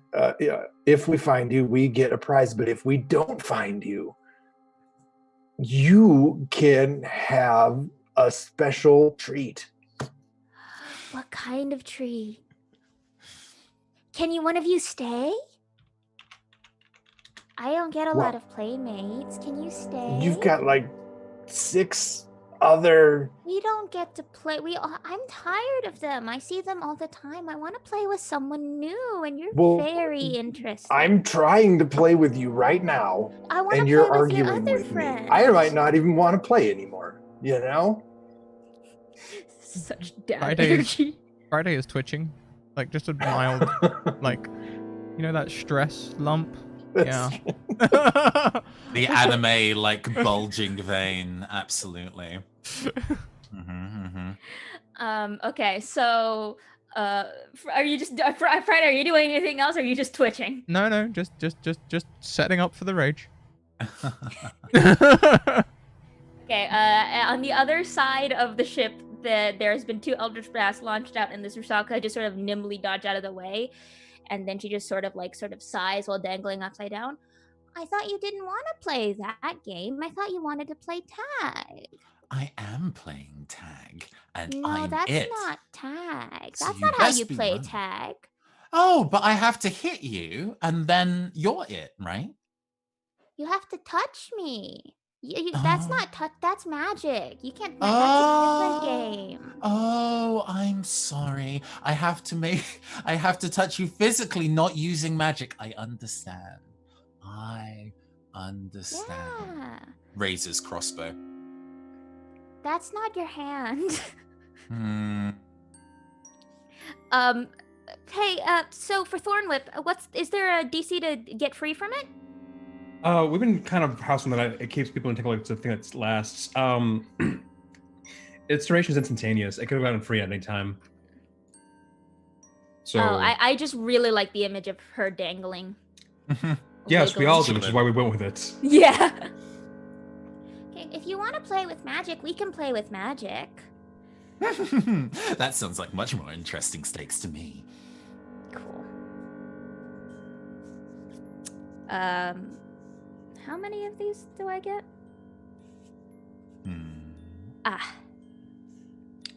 And then almost parroting you, it shoots out from its mouth this icy blast, sort of, and you can see it, Sombroides, sort of, or you can see, what is it? Sombroides, you can see behind you this blast of frost hit the mast, and then this frost sort of coated it, as this Rusaka who's dangling from Flus's Thornwhip just sort of looks at you. You want to play that game? And as that happens, like, the heads of all the other Rusaka just sort of pop up out of the water, and you can see that sort of where once these very piercing blue eyes almost are like their pupils have gone to slits, and you can see that same cold energy starting to creep up their neck. The one on the back is sort of like is still like completely engrossed with you, Sombroides. Like, you rolled really well on your perception check. This one's like, okay, I mean, we can go play hide. I will go hide. I think my friends are gonna stay and play with your other friends though, but I will go hide. And they disappear. But the other 5 have decided to have seen one of their kind get attacked. Well, I'm just gonna let her leave and turn around Yeah. and be like, "Well, what the shit is this?" Yeah, you've dealt with this Rusalka really well, and then you turn around and see one dangling, and you can hear like the whoosh of the Eldritch Blast, and then the frost hit the mast, and you're like, we were fine. I was talking with this one. Just what did you do? We're playing a game! And there seems that there's so many people playing. But, Symbroides, please go at maximum speed, if you don't mind. I think this is something that needs a little bit of pace to it. And Floos, Yes. it's still close to you. I'm gonna just fly up about 20 feet. Just fly up 20 feet, yeah. Cool. Does a 19 hit? Yeah, 19 hits. Cool. As you start to fly up, you can see this Rusalka just sort of twitch its head, and its hair, moving of its own accord, goes and wraps around you. You can feel your wings snap to your body, and you plummet into the ice and the water, and I need everyone to roll me some initiative. So it's a rough sketch, but I just want to illustrate Floos's mood upon seeing just the mouth movement of Keats. Oh, yeah. It's very crudely done, but this is his general reaction. Oh, the sound was beautiful. The cleanest tone that you've ever heard. It looked horrendous. It was a bad time. Just everything that's going on is just hit. This is his limit. He's found the limit. It's the sea. You think you saw a uvula back there? It was made of crystal. That's not how uvulas are supposed to work. Oh, Scrat! Oh no! Yeah, I rolled it too. Oh yes, initiative, niche. Yes, please Let's roll me some niche. initiative. Oh. That's okay. The Rusalkas all collectively rolled pretty badly because I'm not rolling individually. Because I have a +5. I got a 7. You need to stop rolling twos, Paladin. Look, man, I'm under quarantine. Things are rough out here. You gotta stockpile your 20s. Like, read your shirt. That's all, man. Listen, man. I am.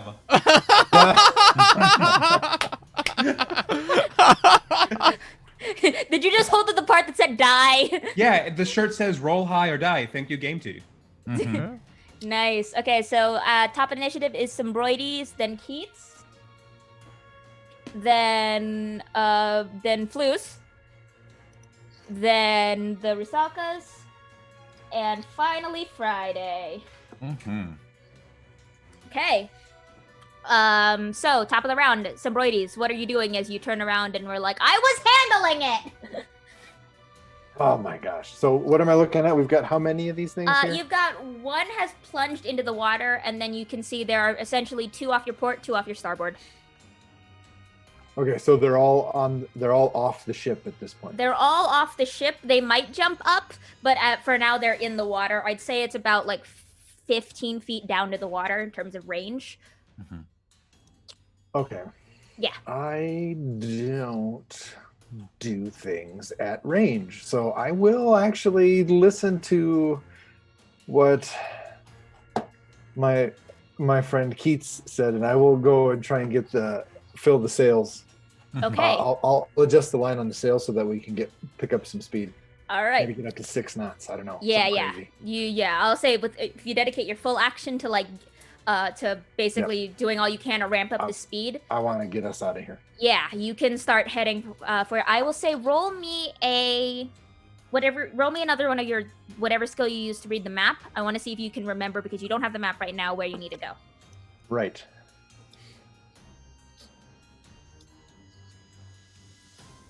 Little bit of a delay, so 7.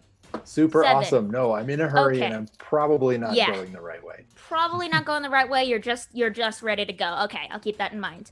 Next, Keats, your turn. I love games like this where our lives are on the line. Don't you just feel the thrill of it? So you two over there, with the Rusalkas in the water. Yes. Enjoy this. And they snap their fingers and cast Hypnotic Pattern. Ooh. So in a 30-foot cube, I guess, around those two if they're within that range. Okay. Make a wisdom saving throw. Yeah, a big, just to kind of talk about what it looks like, I guess. A big velvet curtain kind of like whooshes round them, and then for like a couple frames, it turns to just a roiling pit of bugs and then vanishes. So there's just like a couple frames of absolute visual horror and then disappears. And they make a whiz save, I guess. All right. I will say there's 2, so I'll make 2 wisdom saves. That's a 12 and a 16. My spell save DC is 14, so the first one fails. Okay, so one is completely enraptured by it. You can see this thing, those eyes now with like vertical pupils. It just sort of like winces, and you can see it scratching at itself, and it dips under the water to try and like get these bugs off them. But I'm assuming like the visual like follows them under the water. The other one next to it, however, maintains. Is able to like swim out of it as that one dives down and is able to move and free themselves from it. Is there anything else you'd like to do on your turn? I guess Keats just kind of positions themselves in kind of like the middle of the boat on plane and like pulls out their violin and just starts lightly jamming, just playing some like low tension. Oh, no. We've moved to the I Want song of this musical. Yeah, you know. The classic I Want with the nights. It's a song that is kind of like, you know, we stay up all night dreaming of a brighter tomorrow with treasure. We stay up dreaming, escaping from these Rusalkas. We stay up dreaming, etc. Okay, are you a bard? Can you do bardic inspiration? No, okay. Keats is very specifically a warlock, but because I am a satyr Fey Folio link in the doobly-doo, I own a violin and I'm immediately proficient at using it. Wow, okay. I will say, since you're not a bard, we won't do full bardic inspiration, but you can give a d4 to one of the others. Sure. Have fun, Floss. Don't drown. Good choice. Speaking of which, Floos, you're up. First things first, I need you to make me a DC 15 strength save. Cool. Ooh. You happy? No. Oof, ouch. Yeah. Oof, okay. It's like I have a 0 to this. That. Okay. Wow, you've been rolling straight garbage today. Yeah, I have.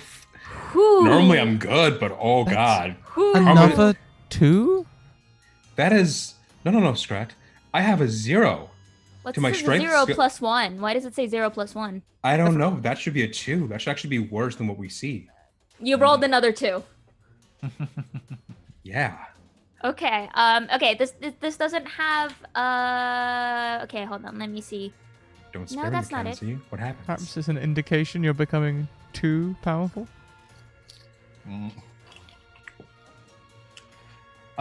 Never. Oh no. Anyway, so you take 12 necrotic damage. Oh, am I being grappled right now? No. What is near me right now? A Rusalka. Like And right a lot next, of water. Like right next to me? Yes. Okay.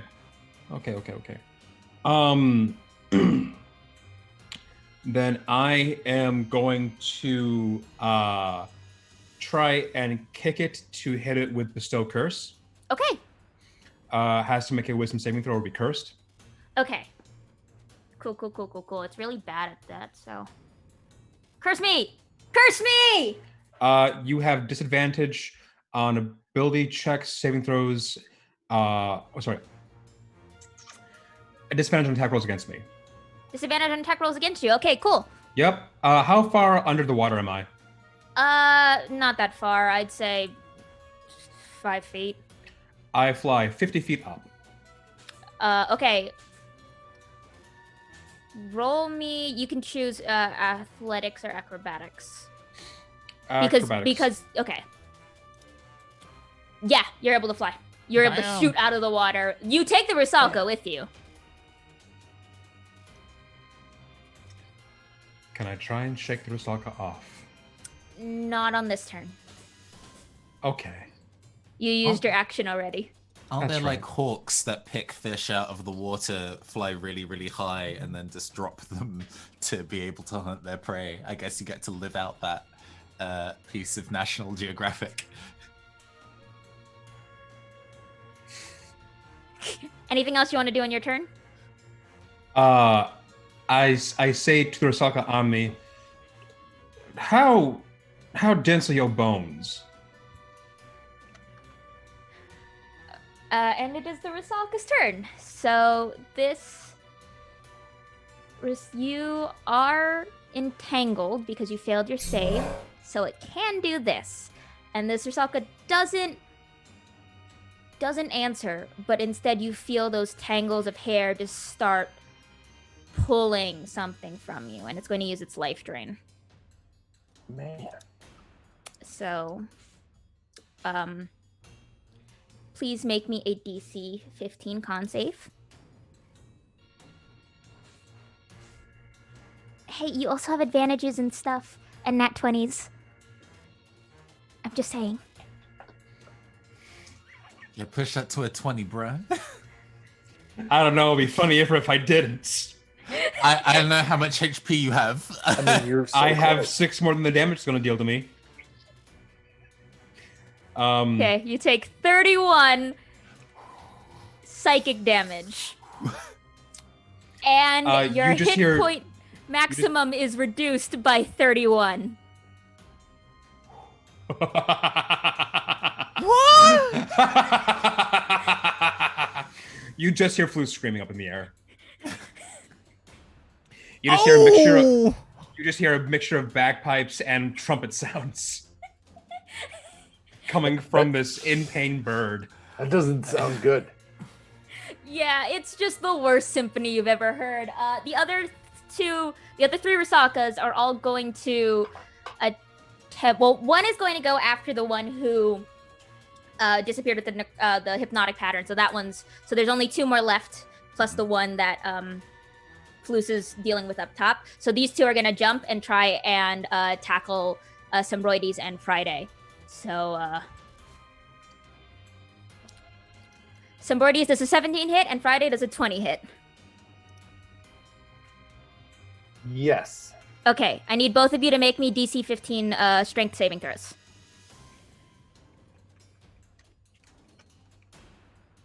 Okay. Okay. Cool. And so both of you see these 2 Rusalkas jump out of the water, and you can see both of them grab you and pull, and you just feel yourself get pulled down to the water. You're not super deep underwater, and I don't feel like looking up rules for suffocating or drowning, so we're gonna hand wave that. But you are about 5 feet underwater, entangled in this Rusalka's hair, and you can feel their fingernails and their scales sort of digging into your shoulders as you're plunged down below. On a 12, hold on, they have to roll damage. Yep. Hang on, Okay, I get pulled so- into the water as well? Yeah, you get pulled. You still actually, Friday, you don't get pulled into the water. You're not tangled, but you still get hit. Oh. Okay. So Symbroides, you see this one dive across, and you can feel its hair and its claws grab you and pull you into the water. Friday, you're able to dodge out of the way, but you can still feel like that coldness sort of creep up over your form. And Symbroides, you take 12 necrotic damage. Friday, you take 11 necrotic damage. Ooh. Ooh. Oof. And Friday, it is your turn. I'm going to mostly ignore the Rusalka on me for this turn. And I'm going to use my bonus action, first of all, to rage and release all that stress at hearing my friend in the sky in pain. And it looks a little different this time. It's kind of like a cold rage. Nothing about Friday's expression changes this time. Instead, the golden tattoos are going to flare with bright light. And let's see, what spells have been most cast by Friday accidentally? Darkness, fire damage, Lightning. and lightning. So I think her eyes... Kind of a grim theme. kind of turn black and start smoking at the sides. Her dreads are gonna raise up like they're charged with static energy. And darkness, fire, and yeah, the tattoos are gonna burn like fire. Okay. Which she doesn't seem to notice, but she does seem to be losing control, which is a new ability, which I haven't really read, so I don't know what it does, but I do know that I can point to something within 60 feet and make something happen, and that's what I'm gonna do on the one on Floos. Okay, roll me 1d20. I will also say for funsies, because I think it makes me laugh, the Rusaka who tried to jump at you essentially hit a wall of Friday and is on the deck now. Okay, 9. Okay. Cool. Cool. Shoot. I need to make an edit for this. What's your spell save, Scrat? I don't know, I'm a barbarian. You have a spell save on your sheet somewhere. I put it there. It's there. I don't know. Hey, did I put it in my spell sheet? What's your charisma modifier? What's your charisma modifier? Like 1. Hang on a second. Okay, what's your proficiency? 3, level 6. Oh no. Oh no. Okay. I'm gonna make a. It's very bad at making wisdom save, so it's gotta make a wisdom save. That's pretty good. I think that passes. But Floos, what you feel as this thing, you see this streak of like random dark energy fly up from Friday and hit the Rusaka around you. You can see this Rusaka that's clinging on you start convulsing with laughter as randomly Friday casts hideous laughter. Okay. Anything else you'd like to do on your turn, Friday? I've used my action and my bonus action. I'm going to stay right here next to the cannon. And if that Rusalka wants to step, they can step. Rusalka can't step. They don't have a leg. That's their problem. Okay. We're back. Top of the round, Symbroides. You are in the grasp of this Rusalka. You are not technically like grappled or anything. The saving was mostly so that they can use another ability. So you don't have to worry about disadvantage or restricted movement or anything like that. So I'm not like grappled per se. No, you're not grappled or restrained or anything like that. Okay. But I'm in the water with Yes. the Rusalka. Yes. Well, that's not what I want. So Symbroides will just do what Symbroides does best and take a swing with my big old wooden fist. Go for it. Okay. Monk do what monks do. Oh, yeah, that'll hit. Oh. Oof. Okay. That's all right. I'm going to burn a key point to do Flurry of Blows and do that 2 more times. Okay. Cool. Yeah, that hits. The last one misses, but I will say you do have, I think, a nat 20 if you would like. No, I'll save it. Okay. So the second one miserly hits. tree. Okay, so that's 14 points of damage total. Ooh, okay. This thing is looking rough. So that's okay because I'm going to get away from it. Since I'm drunken master monk, I get the benefits of the disengage when I use the Flurry of Blows. Nice. So I get to just swim back to the boat. Okay, yeah, you are able to disengage and you were able to like move, and I'll say you were able to like start climbing up one of the ladders on the side of the boat. You can still feel like bits of the Rusalka's like very, very, very long hair sort of tangled around you, but you're moving, you're getting out of the water. You got it. Okay. Anything else you'd like to do on your turn, or just get back onto the boat? No, that's enough. Okay. Next up, it's Keats. So Friday's Rusalka is still on deck. Oh yeah, Friday's Rusalka just sort of has flopped onto deck, has intended to jump, hit a wall of Friday, and then just. I think Keats very casually walks like down the side of the boat, trying to line themselves up, putting the I keep wanting to call them the Rusalka between themselves and overboard. And kind of like looks over to the Rusalka and goes, "Yoo-hoo!" and gets it to look up at him. It does. the drawer is already open, and you can see like a glowing energy in their drawer as the kind of like view looks up and casts an Eldritch Blast directly into Rusalka's face. I'm not even gonna. No. We're gonna actually use proper process and see what the actual roll does by itself first. Okay. No, that's not how you do gotta it. roll charisma save. I assume if I click the spell, it will do the thing. You can change it to do that. Here, let me have a look. It's fine. I can do it this way. My pencil. Nah. Well. Cool. Yeah. Okay. Yeah. You want to roll me the second Eldritch Blast first, or do you want to see how much damage this one does? I want to see how much damage this one does. It also pushes them 10 feet, so hopefully this thing. Oh yeah, okay. Like Team Rocket into the distance. I also need to actually double check how much damage it does. I believe it's double, so it's 2d10. Okay, cool. And if you have Agonizing Blast, you can add your Charisma modifier. No. I took specific Repelling Blast for this. Okay, so cool. I'm going to do 2d10. 16. Okay, yeah. Do you want to describe how this looks as you essentially blast this Rusalka just like off and away? Keats goes like yoo-hoo, and the Rusalka, we get like a through the eyes, like a point of view shot of Rusalka as they get off the deck and look up and can already see the mouth hanging open and the glowing in behind. It's like, and then it just blasts them spinning off the side of the deck into the ocean. It just goes. Yeah, I'll say on Nat 20, it's like it's gone. She gone. It's like Team Rusalka's blasting off again. And I don't know who else is who's in a position to take shot number 2. There is one Rusalka that you can see as Symbroides is getting out of the water. You can see it like that tendrils of hair are still kind of wrapped around its form. You can see one Rusalka in the water trying to pull Symbroides back.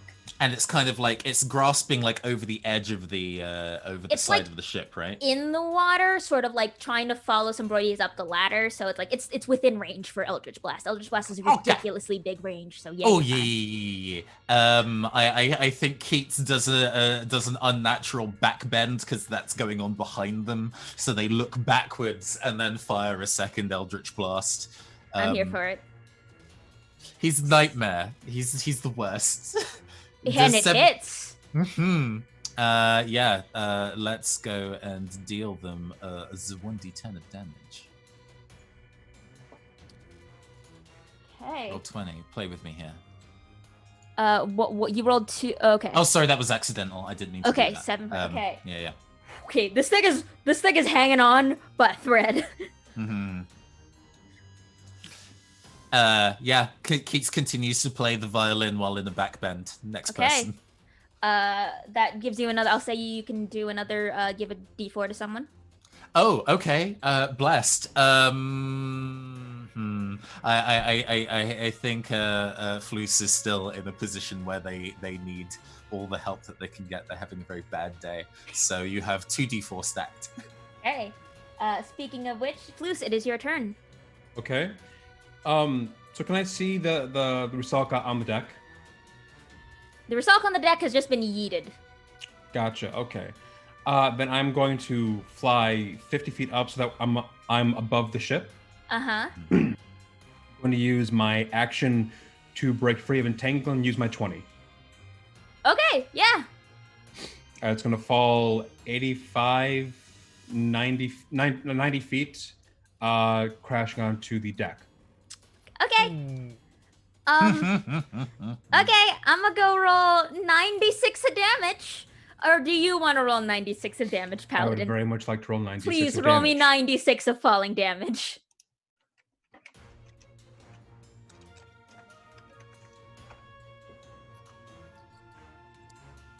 I mean, okay. Take me out back after the session. Just. That's real bad. But it is still enough to completely, like... That's definitely a kill. Yeah. This thing is just squished. How much HP does the deck have? Why do you want... Oh, Scrap, do you want to break the ship? No, I'm just generally okay. There's no effect. It just splats. Okay, good. That's good. I'm happy with that. I That's fine. mean, look, Scrat, flip me a coin. Flip me a coin, Scrat.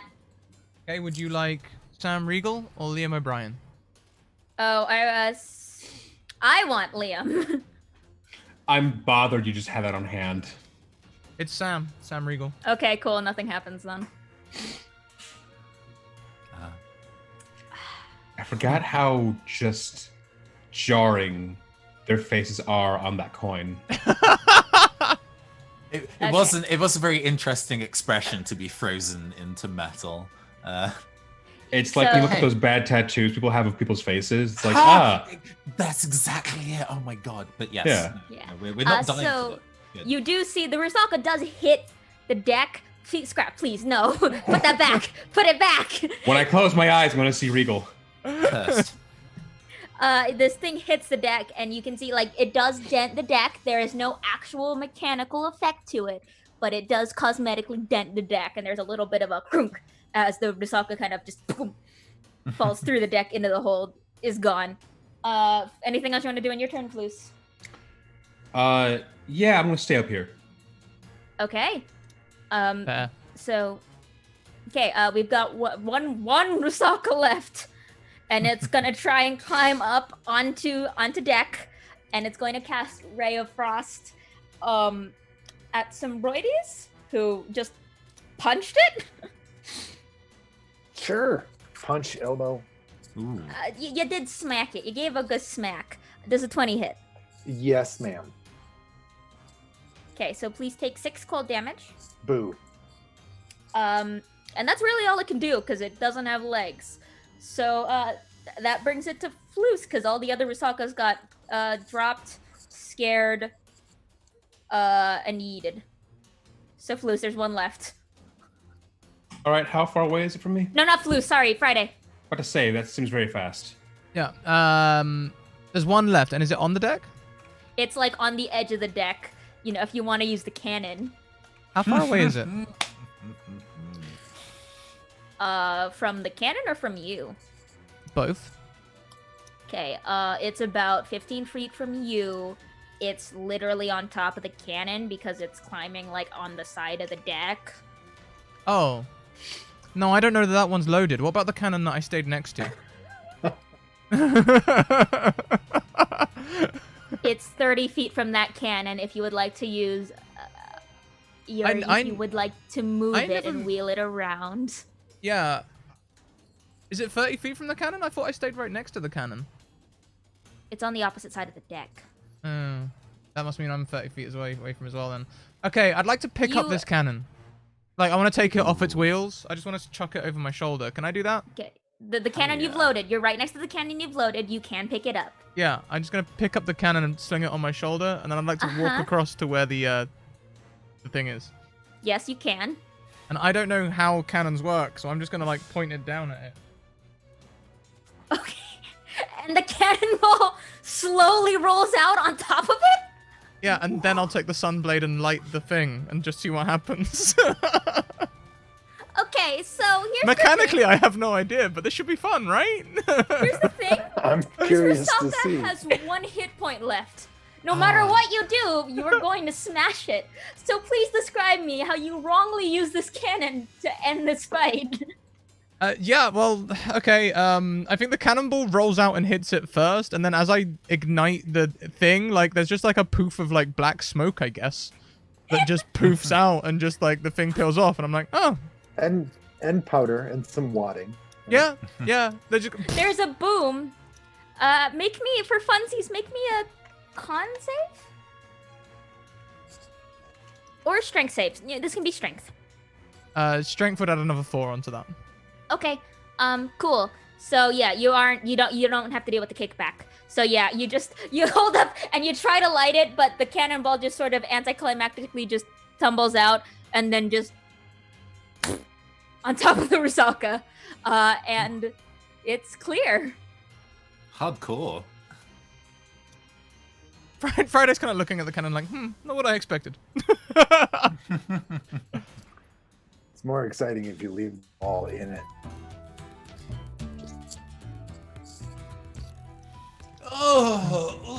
as Keats kind of like folds back up to upright position again with a couple of kind of like clicking joints and puts their jaw back into place. Oh, well, I've worked up a bit of an appetite after that game. Who's hungry? Floose is gonna pass out in the crow's nest now. Luce, a quick question. What's your max HP right now? Like 1. Not much. Luce, what's your max HP? Max HP right now is 18. Okay, cool. Oh. The more important fact here is that I'm at 4 hit points. Ooh. Floose is gonna nap now. You're a bard. You can heal yourself. You're alright. Up to 18 hit points. Floose is gonna go to sleep. Wait, how long does this thing last? Oh Till yeah, a you long gotta. rest. Yeah, okay, well, yeah. Well, we long rest. we Ooh. bend the long rest rules here. Okay, Floose. Also, what did you do with the map? Technically speaking, I was holding it the entire time, Okay, which means it went under with me. okay. So from the captain's quarters, you see the tiny head of Dodie go. Are they gone? Did they go? Are they gone? Yes. No, we won that game. That was Okay. the worst game of hide and seek I've ever I played. really don't think that's how you play. I should know. I'm a kid. Who has the map? Good question. You Not hear me. the sound of trumpet snores up above. What does that sound like? Please. Probably a kazoo. Look, Paladin, you have a kazoo now. I can. Don't do this at to you. me.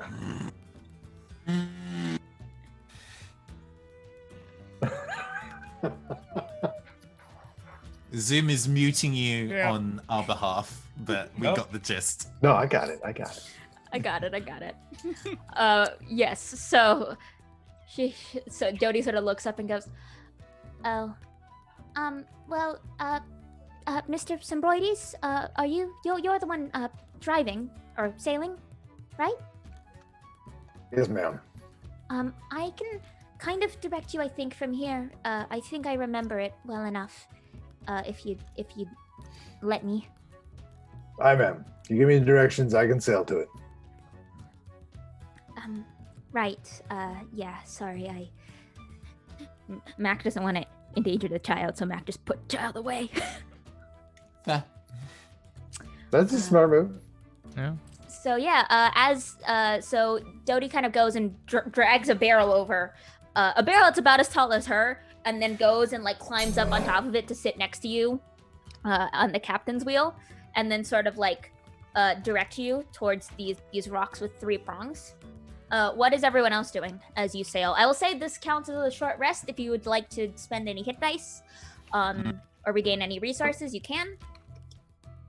Keats gets all their spell slots back. Warlocks are wild. They just ignore the rules of D&D, which is, I think, very appropriate for me, somebody who often ignores the rules of D&D. Yeah, I think Keats continues to kind of like play background music serenade. What point of the musical is this?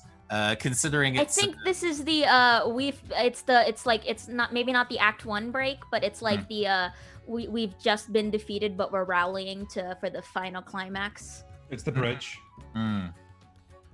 There is a Yeah, we're traveling by map right now.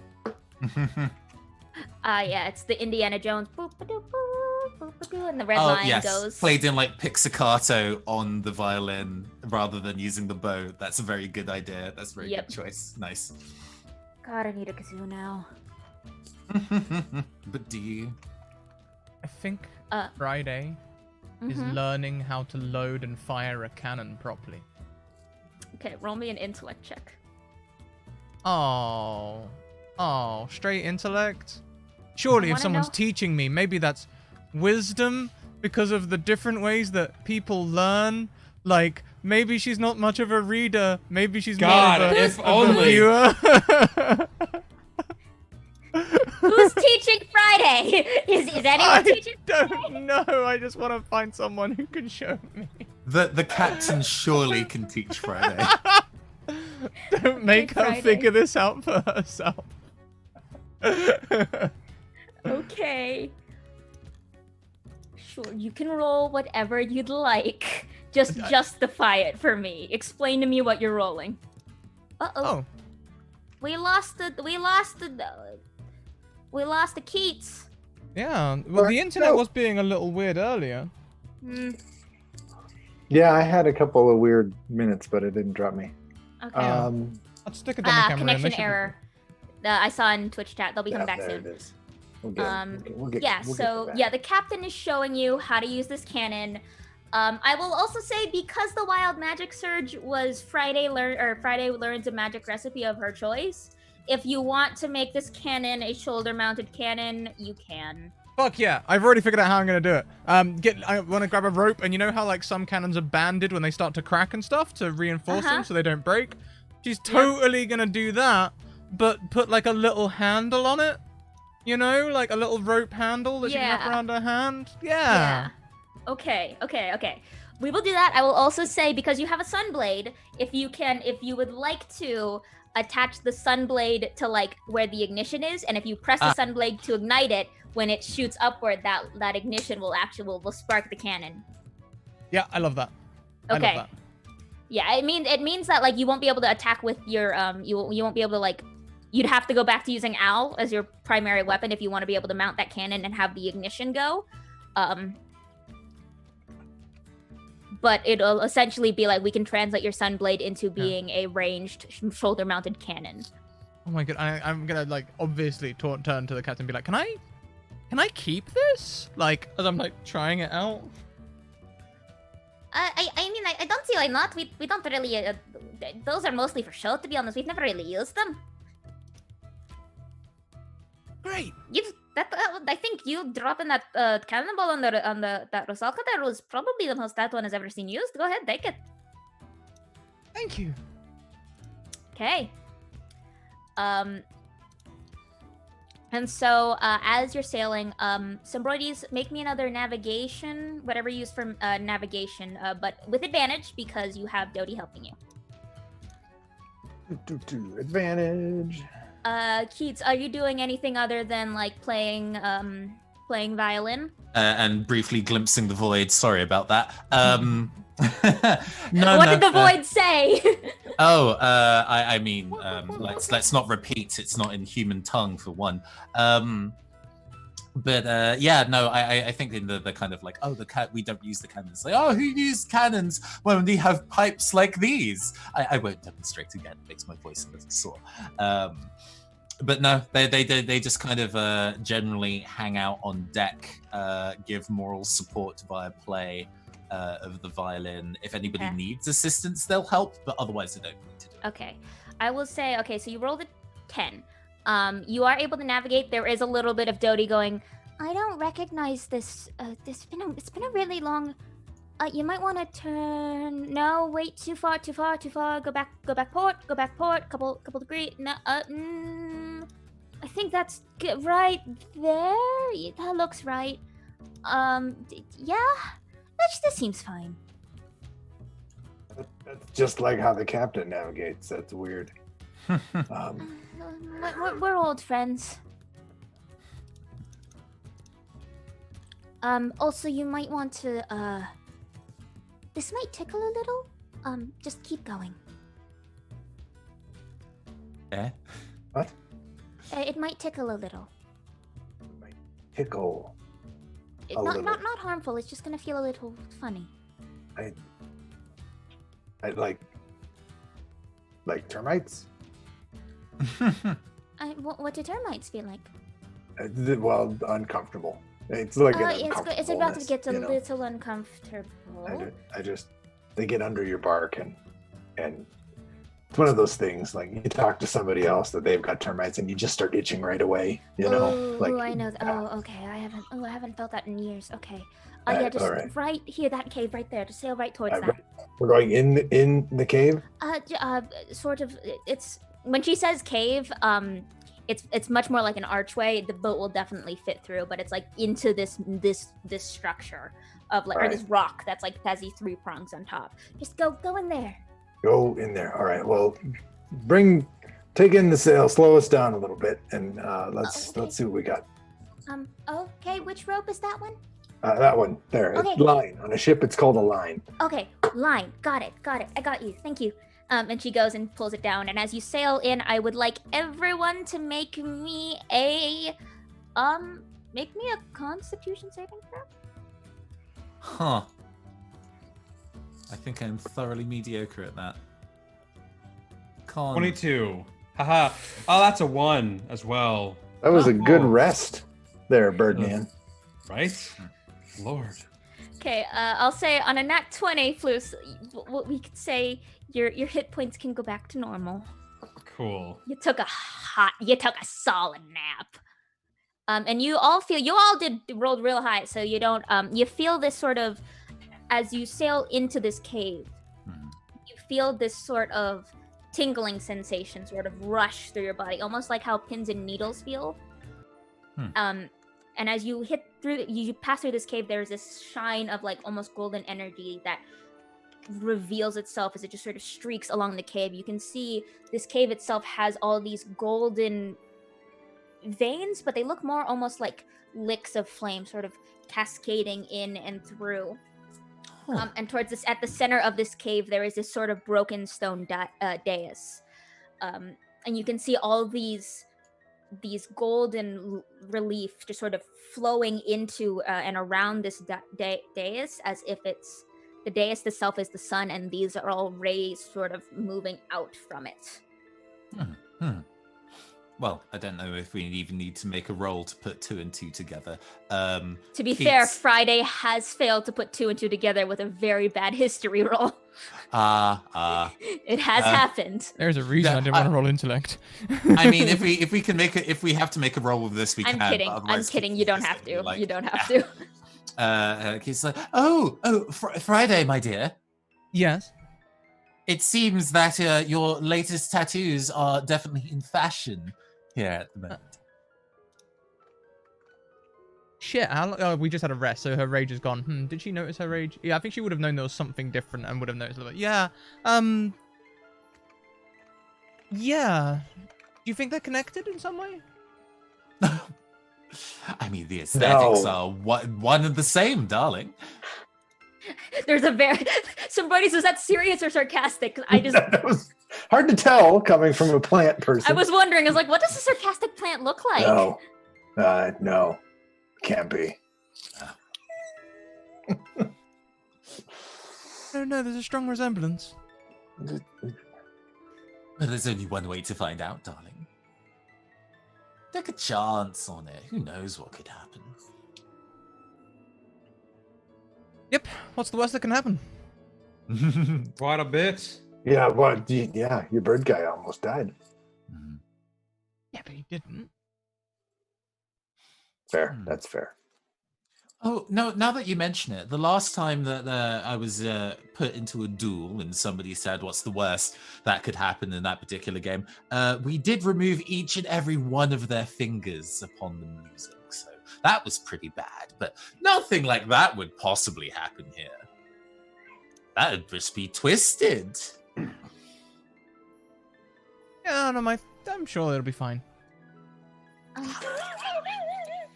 sure I agree. Symbroides, you feel a little tap kind of on your side, or it's like it would be like a tug where your clothes would be, but you don't have a clothes, so it's just sort of like an awkward like. Mr. Symbroides, which line is it to lower the anchor? We're here. This is it. All right, take in the sail. We'll go up. I'll show you how to drop the anchor. It's up front. Okay. I will go do that. And I'll just say for the sake of time, you are all able to do this, the lowering anchor, and this is something that you do a lot as pirates or quote unquote pirates. And as soon as she can, Dodie just sort of lowers the gangplank and hops off onto this dais. Friday and Flutes, make me a perception check.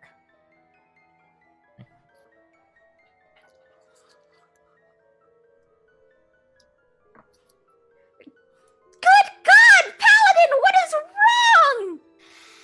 You get one nat 20, and that's your lot. Womp womp. We're cutting you off.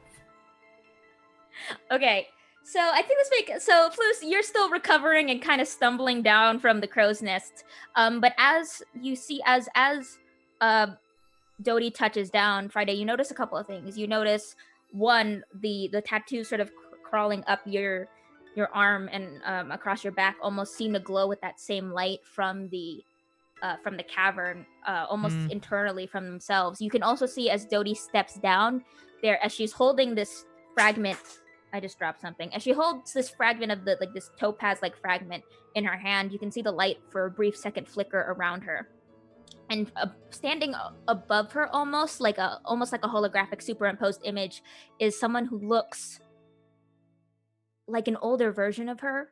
And you didn't notice it before, but Dodie has so much resemblance to the queen you had seen. And as this brief flicker of a holographic image sort of hovers around her, you can see that older figure sort of put together like a kintsugi piece, but standing there a little softer around the edges, a little kinder. But you can see her hovering over Dodie, and she waves at you and then disappears.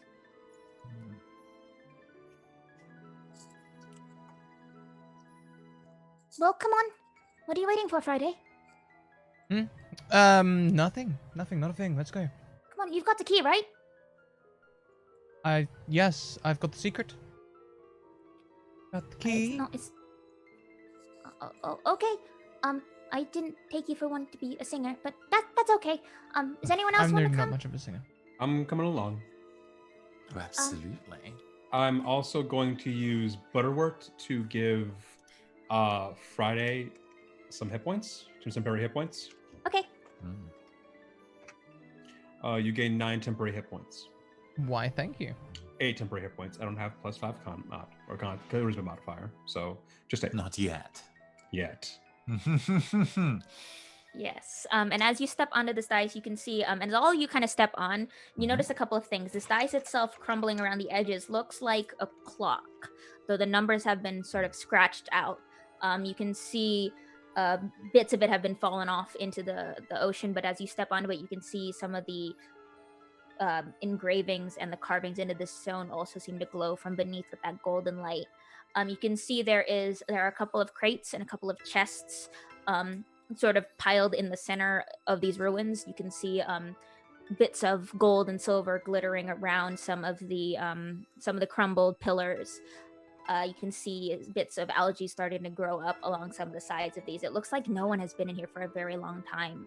At the very center of the dais is a symbol that is half a sun and half a moon, with the sun higher than the moon. And inside that symbol is a chunk of that same sort of topaz-like stone that glows with its own light, like Dodie's been carrying this entire time. Dodie immediately walks over to that. Some Broidies will follow Dodie over. Following after. A little bit protective. I mean, she's so little. Adorable. Oh my gosh. Keats, what are you doing?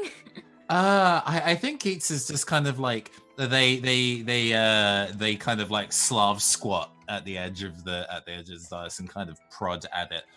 You said that you were looking for broken time, right? I'm trying to fix time, yes. Well, this seems like a broken timepiece to me. They do say that a stopped clock is right at some point. Fully butchering the metaphor. Twice. It's correct twice a day. Oh, and an atomic clock is right just once.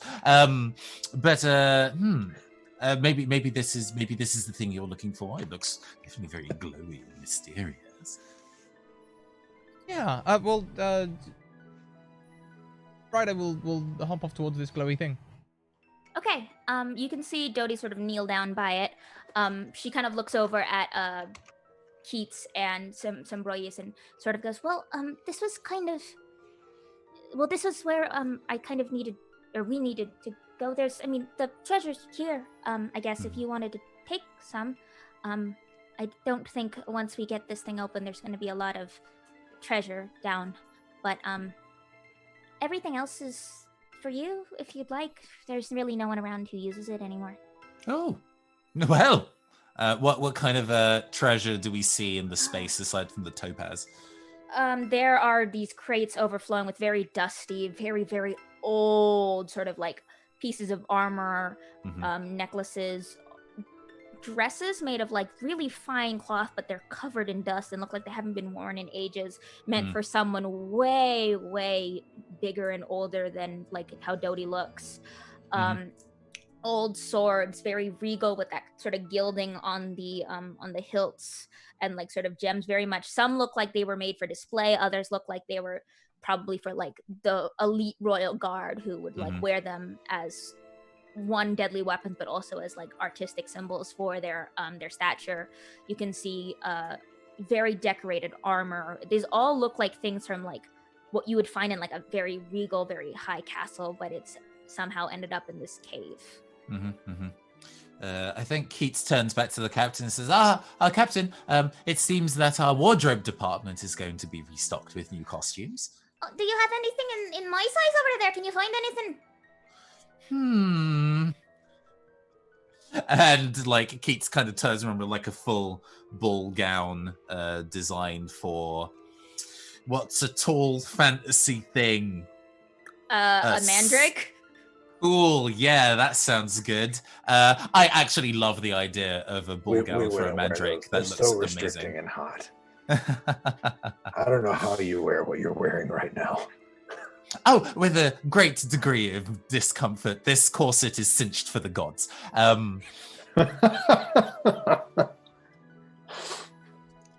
How did they do that backband earlier? The continuity expert will not say. It's magic. You also unhinged your jaw. I'm not going to question it. But yeah, big, tall, I guess, ceremonial dress for, weddings and funerals, that kind of thing. For a mandrake is, well, we might have to take it in a little, but we could work with this. It's fine. Oh, I think the color really suits your eyes. Oh, flat. Symbroides, is there anything you want to, in particular, you want to look for? Or this is essentially like free reigns. If you want to find something, you feel free to describe what you find. Honestly, I think Symbroides is more interested in probably some like precious stones. Okay. Maybe a handful. Like I'm not sure that he would want to touch the glowing topaz that's there, but if there's any jade or even maybe some granite with some feldspar in it, just something that like he doesn't need much, he doesn't want much, he kind of just wants to sail, and he grumbles at Keats, but likes having him around, though he won't tell him that. So he just wants to, he'll probably just look around, grab a handful of precious gems and walk back. As you're sort of, you find this handful of precious gems, and as you're about to walk back to the ship, you feel another one of those small taps on your side, and Dodie is there. She's got like her gem sort of tucked under her arm, but in her other hand she has what looks like a flower that has been carved out of sort of like this really multicolored jade. It's got like, it almost looks like a rose, very, very intricately carved, and it's got that same sort of golden veining that the cavern has and everything else. And she sort of goes, I found this, I think it would look really good. And she tries to like reach up and like tries and like puts it like by your ear and sort of props it right there. He will pick her up and let her put it, like lift her up to let her put it there. And she'll fix it until it fits perfectly. She goes, thank you for teaching me how to sail. I hope we get to do it again, if everything goes well here. Well, depending on where... You're welcome, little miss. Okay, good luck getting back. Farewell and policies to just you fine. as well. Bye, Keats. Thanks for the music. You're welcome. Keats kind of walks past in the background carrying too many swords, like 2, maybe 3 in each hand and 1 in their teeth, as they kind of like wave in a very dangerous manner, I guess, as they make their way back to the ship. Certainly too many swords. And so Floos and Friday, Dodie comes back to you and goes to that center. So you two ready? Not quite. Is there any treasure left? Yeah, there's some. What are you looking for? Detect magic. Anything magical? There's a lot of magic in this place. You're gonna have to you ping detect magic, and it's like, bing! Gotcha. I'm gonna try and zero in on the treasure pile. Okay, on the treasure pile there are you can find definitely a lot more of the magical clothes. You can find a couple of magical weapons. A little bit more on the clothes side. Is there a rapier? Yeah, sure. There's a rapier. I'm gonna pick up any rapiers I see that are magical. Okay. You pick up a rapier and it's got so you pick it up. It's got that same sort of golden filigree that sort of rings like flames around its hilt. It looks very similar to the cave you're in, almost like the sun sort of curling up around it. Okay. And if I just any clothes that I see, I'm just going to just kind of grab into my feathered arms and just walk back with them. Okay. I'll say you grab maybe a new hat. Grab a new hat. That's the biggest clothes item. You got a couple of other scraps and stuff. Okay. Okay. And so Dodie very gently, once you're ready, Dodie will pick up the small piece of topaz from the center of this crest and sort of hold it next to the one that she has in her hand. And there's that sort of glow and a bright sort of hum and then a bright sort of and then a flash as these two stick together. And they merge back into one. And Friday, as you look down into where that topaz was, you can see a groove and a keyhole.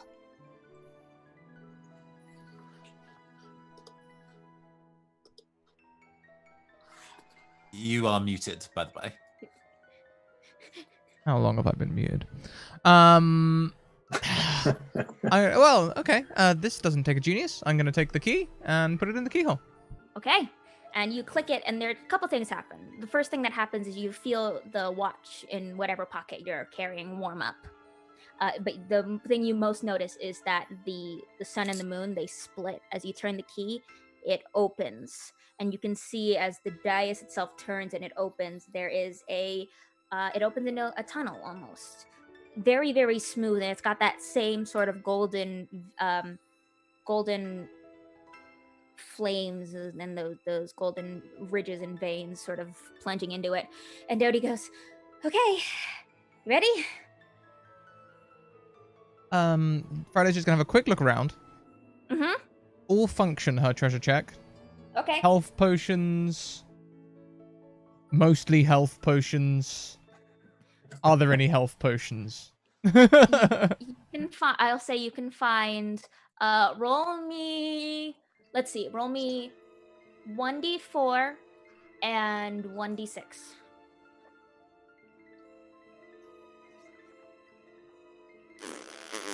Okay. You find 4 potions of greater healing and 5 regular potions of healing. Oh. I will. So I've still got my... This is getting tricky now. I've got my halberd holster on my back. I've got the sunblade now attached to my... I've turned the cannon into a kind of... I'm trying to replace the casual javelin, so I've turned it into a side accessory, a shoulder slung cannon. Okay. And do I have anything on my left hip? No, you I just gave have a away my flask, I dagger. Yeah, so I just have a flask. So I'm just gonna, and there's got to be some canvas or something that I can tie into a rough bag here, and I'll just tie that to my belt behind the flask. I just assume everyone has cartoon pockets, and you can hold whatever you like. That's a nice assumption. Simbroidy is seeing that you folks are getting set to go off an adventure. Kind of rifles through himself again and pulls a number of pine nuts off of his body, pignon, and hands them to probably Dodie, and says, "Here, little miss, you can take these and use these if you need. They'll help you feel better. And those are, but you'll need to use them within a day or so." And I randomly rolled it, but do it differently if you want to. But those are good berries. Okay. I can do good berries. That's totally fine. I will take those 10 good berries. You got a day to use that on your adventures. Awesome. And they're pignon, so they're delicious. Oh, yay! Oh, I love them. They're so good. Yeah, is there anything else anyone would like to do before you plunge into the abyss? drink some of the rum that Floos was stashing. Yeah, you can chug some rum, and Yeah. then Dodie sort of takes these pine nuts and sort of holds them, puts them like into one of the pockets of her dresses, and goes, "All right, here we go."